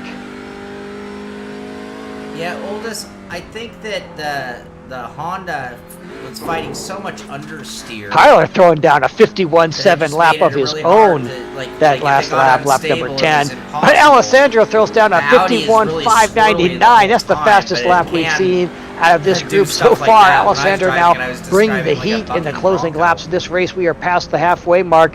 Elvis Rankin a 51.561. So fastest yet in this race. Mike Dam 51.9, so not able to pull up any closer to Elvis, but Elvis just continuing to work. Alessandro maybe getting a little bit of help with a pull from Tyler ahead of him, and Elvis doing that out there on his own, bringing that Audi down. Wants to bring a challenge to the 2 Hyundai drivers out front. As now it's just 6/10 separating our front 2 drivers, and Elvis another about 1.5 back. What's our time check, Jeff? Oh wow! Oh, Elvis is around. Oh, a big jump there for Elvis. We got a little under 6 minutes to go. Oh no, Elvis, unfortunately, unfortunately had an issue out there on the track. Sorry to see that for Elvis. That promotes Mike Dam up to the 2nd place. Yeah, Elvis had all 4 wheels, I think, off the track there for a minute. Man, he was pressing hard to try to catch those guys. He had hit that bump a few times really hard and landed on the Yeah, nose of the car. yeah. That time it just went around on him. Hey, Reed Burnett, how you doing? 51.8 for Tyler, 51.7 for Alessandro, and then Mike Dam a 51.8. So he's matching the pace of these front guys, but he's got to do better than that if he's going to have a hope of catching these front 2. Now, these front 2, though, the first race, we saw the 2 of them battling with each other. They were pretty polite about it, and it came down to just 1/10 of a second between Alessandro and Tyler. Their roles were reversed. Alessandro was the leader, was the rabbit, so to speak, with Tyler in chase. Now Tyler's the rabbit with Alessandro in chase. And strategically, they didn't need to be bumping and banging or doing anything too risky to get into this race. But now it's our top driver who's going to be the champion for the season. Those $500 Ricmotech bucks on the line. Are they going to open up an opportunity for Mike Dam to get back into this race? So let's see what happens now. As they are working lap number 13, got to be having some serious heat in those tires at this point. 4 minutes left in this race. About 4 to 5 more laps to go. They went 18 in the first race. Finishing lap 13 now. Tyler's right, Alessandro right up on Tyler's bumper, man. Tyler's just got to keep his focus forward, not get distracted by driving in the mirrors as Alessandro brings the heat.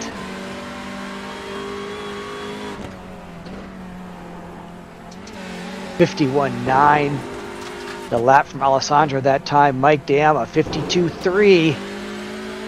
Really unbelievable running nose to tail. I mean, either position, it doesn't matter. Like, if you're in the front, yeah. you got to watch your mirror. When that kiss at the bumper almost happened, you know he was nervous.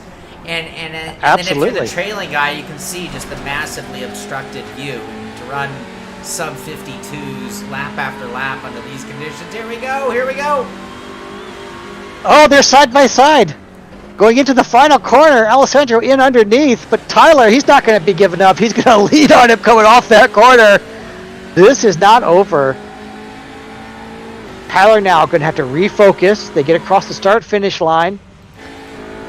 Alessandro has shown how that pass can be executed. Can Tyler put himself in a position to return the favor on this lap?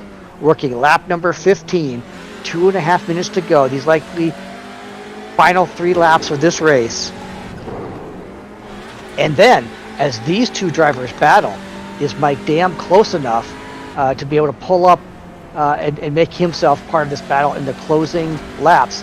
Probably not. He's about 5 seconds back at this point. Must have had a bit of a moment, 1 lap back. But at this point, it seems like these two drivers are going to come down to likely the final lap in the final corner, and we'll see another drag race to the finish line. Alessandro able to hang on to that lead, stretches it out a little bit. Last time they came across the line, they were basically bumper to bumper. Now it's a 3/10 advantage for Alessandro. Tyler having to deal with that challenge of the visual, not having that same visibility, attacking some of these corners from behind, as we saw with some of Elvis's quick laps. If you're off by just a little bit, it'll bounce that car and send you flying off the track. And Tyler not wanting to make a mistake like that, but he's got to get himself positioned for probably a last lap challenge here, as we're down to a minute left in this race. They're going to get across the start-finish line. They should get the white lap this time. It's really close, but I think they're going to get 2 more laps. 2 more laps to go. 51.8 by Tyler as he continues here 17 laps into the race to chase down Alessandro, who threw down a 51.9. Oh yeah, he is applying the heat. Any little misstep is going to give Tyler an opportunity to charge up alongside. He wants to be positioned. It seems like in the final 3 corners of this track is where the attacks get lined up, and he's got to be right there if he's going to challenge into the final corner on one of these last 2 laps. Really going for it. Oh, sends it in there. Way. Really? Yeah, wow. And Alessandro saw that and delayed his turn into the corner as Tyler, man, he just really threw the car down in there. Back. Put it in a drag race. Yeah, yep. Wow. All right. Wow. Wow, yeah, here they go. Tyler gives the spot back, and but is going to then bring the heat right back as well. Great sportsmanship here between these two drivers, and all right, so we saw what the attempt was in that prior lap. He's going to get one more chance to do it here. So time is up. Yep, the white flag is out. This will be the checker this time by. Protecting inside. Yeah. So Alessandro says, okay, I have an idea what you're going to do this time. Tyler right on that bumper. Good race and respect for that. Down to the finish line, man. Oh, how about that? That's incredible. That was awesome. That was incredible racing. Less than 2/10 of a second. That Obviously was amazing. great sportsmanship as well. Yeah. That took me back to the memories of the karting days. And a great effort by Mike Dam as well, bringing it home in third, just 2.5 seconds back. Really, all of these drivers, Andrus, Elvis, Kevin, Sean, Brian, Matt Adams, you guys, Aldous, Kenneth, all those guys really did a great job, put on a great show for us this evening. That's terrific. Hey, congratulations! Great job, drivers. What a show! That's a great way to finish up the season, and with some class and some great racing as well. Absolutely. That was awesome. We'll get here. I'm going to go back and replay that last bit at the line there. That was really, really amazing. Great sportsmanship. You know, money on the line. You know, you don't always see that, but that was great. And it just came down to a real good dogfight between Alessandro and Tyler there, and finishing with only a 2/10 margin in the end. Quite amazing. So here we see that final corner, protecting that inside line. Good move there. And then just in the way, I think Tyler probably could have gotten a run if it had been another lap. But this was the corner, and that was the move of the race right there by Alessandro Di Tullio. Last guy to show up for the race today, by the way, of all of our winners who qualified for the event. And you just saw some amazing racing. And for me, it's been a pleasure to make this event here today, to see the talent that we saw all 2021 in each and every Ricmotech Hotlap Humpday. Just amazing, and quite an honor, to be honest with you, for me to even be on this grid. So really, really, really awesome and real fun season. Really great event. You know, not knowing the car, not knowing the track, the new format this year with qualifying just to practice and then qualifying to be into the final, and then actually having a shootout to determine the winner, I think really kicked up the fun factor for this season. So really, really awesome. I want to thank Frank Rico for putting these on. I want to thank Jeff Jacobs. You know, anytime Kevin wasn't here, Jeff was always there available. So Jeff, thank you so much. Great call today on the action and the racing. Made it super entertaining for me to be. Oh man, yeah. I mean, what a great event and a great race. You know, and the drivers, what a show they put on for us. You know, we had those top 4 drivers qualifying 400ths of a second. Yeah. Across the top 4 in 3 different cars in this TCR racing. Looks like it's going to be terrific on iRacing and the various leagues that run them. Just fantastic. It sure does make for some fun racing. I mean, I got to tell you, I got knocked out in that first race event there, but guys in 5 through 8, those 4 cars, we just were like nose to tail, door to door for, I don't know, like 10 laps, and it was awesome. It was so much fun, and you know, the cars let you really get real close and stay still within control, it seems, and so real fun to race. Another one of those cars that, you know, might not be my favorite car if you were to ask me my favorite cars to run, but how can you argue when the racing is that good and that much fun? I mean, absolutely, that's the thing. I mean, so I had a blast. Frank Rico, are you here? I am here, yes. Oh, I'm going to play the tour of your shop while I ask you, hey, why is my thing not playing the tour of the shop? Here, let's try that one more time. There we go. There's Frank Rico. There's Ricmotech headquarters in Florida. And Frank, thank you so much. Do we have a big check? Did you erase my name off and write Alessandro Di Tullio? I had to scratch your name off. Yeah, sorry about that. But so brutal. But yeah, definitely congratulations to Alessandro, and he happens to be a Miami guy, so yeah, he'll be coming in person probably to pick out his winnings. Oh, that's even better. Oh, that makes it so much. Oh, I'm so glad he won. Now that I know that really, really makes me happy that you get to shake his hand and give him something. You might not even need a check. You might just go right to something. Yeah. So we'll try to shoot some video and get it up on the next Hot Lap. Awesome. In fact, let me ask you something here, Sean. If you have just a moment, I believe we have Alessandro with us in the room. Alessandro, do you hear us? Hey, guys. Hey, Alessandro! Was that you who said that reminds me of karting days? Yeah. That was awesome racing. I totally know what you mean. That was totally that inside outside, just nose to tail karting atmosphere. It was awesome to watch. Yeah, I used to race with Tyler Maxson. Oh, no way. A lot in real life. When I was when we were I'm 15 right now, so when we were in mini class, that was 5 years ago maybe.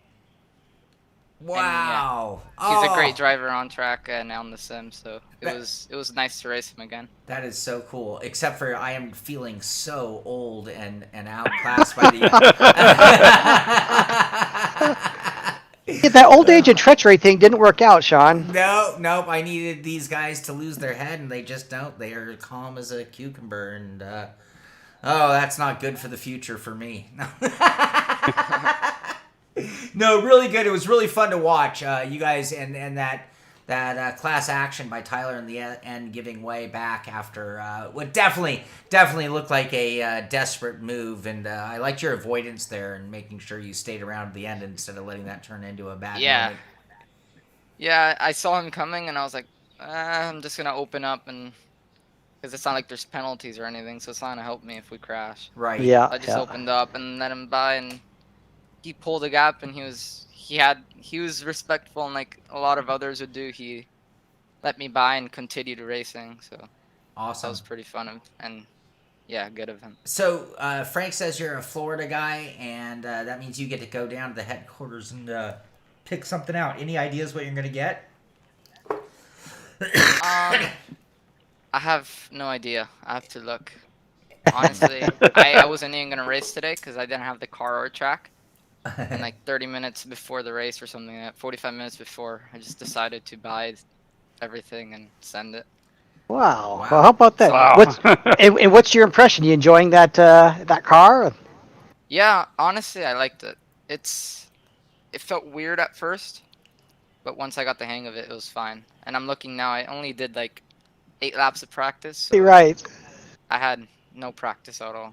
So I think with Nice. more time, it'll get even better. Well, I want to follow your stock tips because that is a good return on investment. That's like what $26 investment, $500 return. Yeah, exactly. That's why I was thinking about it. I was like, should I put the $30 in and then try to win? And in practice, when I was like a second off, I was like, okay, there's no chance, but I'm just gonna stay. Maybe something happens. Either I get quicker or something happens in front and I win. Yeah, I just stayed in there. And then it just clicked though, and you found that time.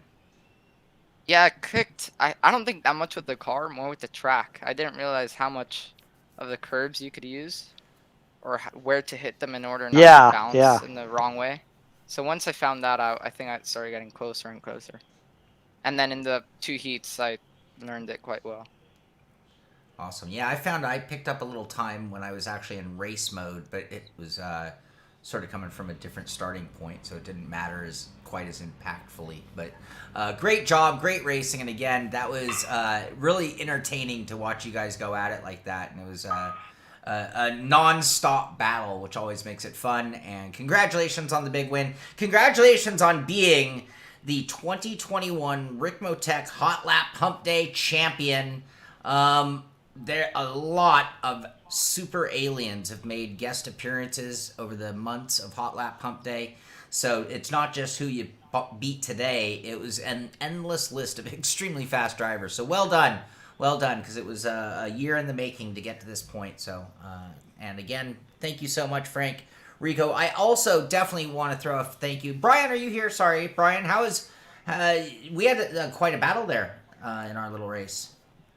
Yeah, that was a lot of fun, Shaun. That We had was. the four of us just kind of going back and forth and trying to pass and maybe pulling it off once or twice. And Yeah, it was good fun. Could you make it stick? It was amazing. Again, just like we saw in the final.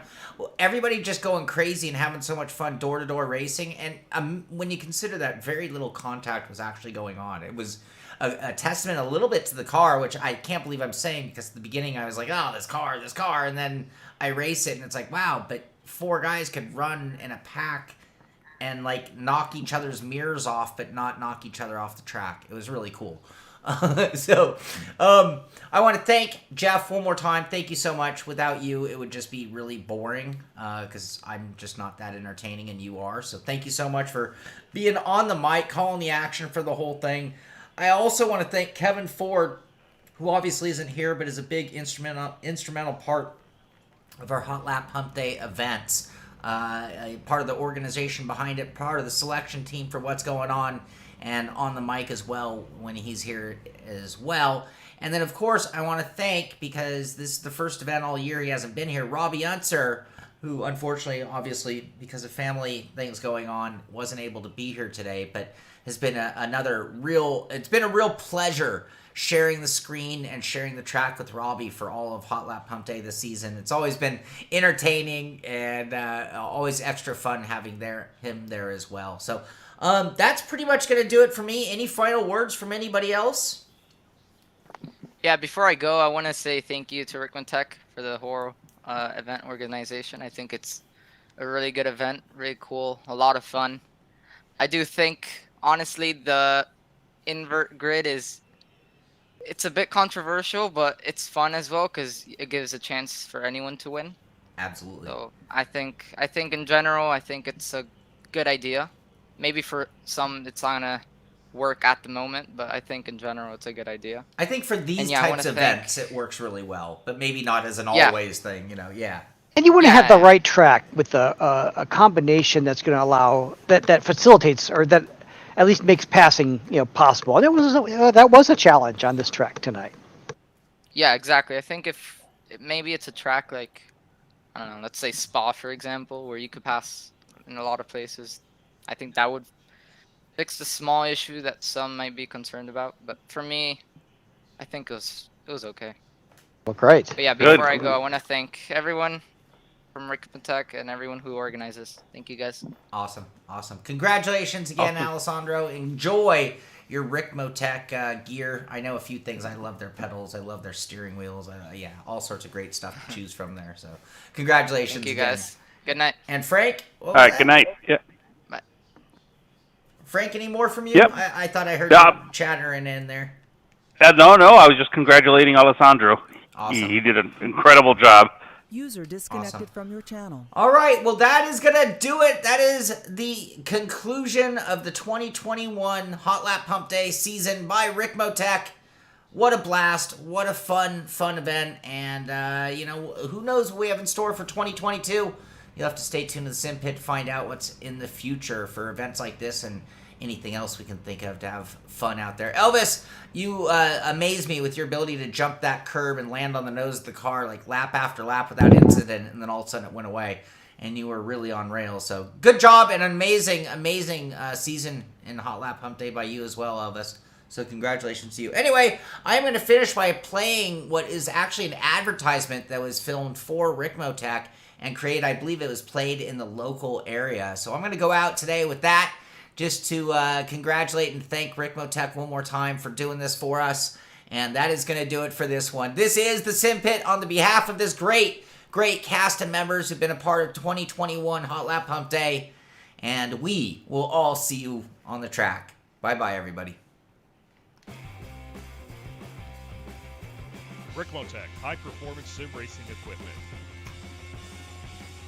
Whether you're just looking to have fun, train for race day, or become a serious esports competitor, Ricmotech has you covered.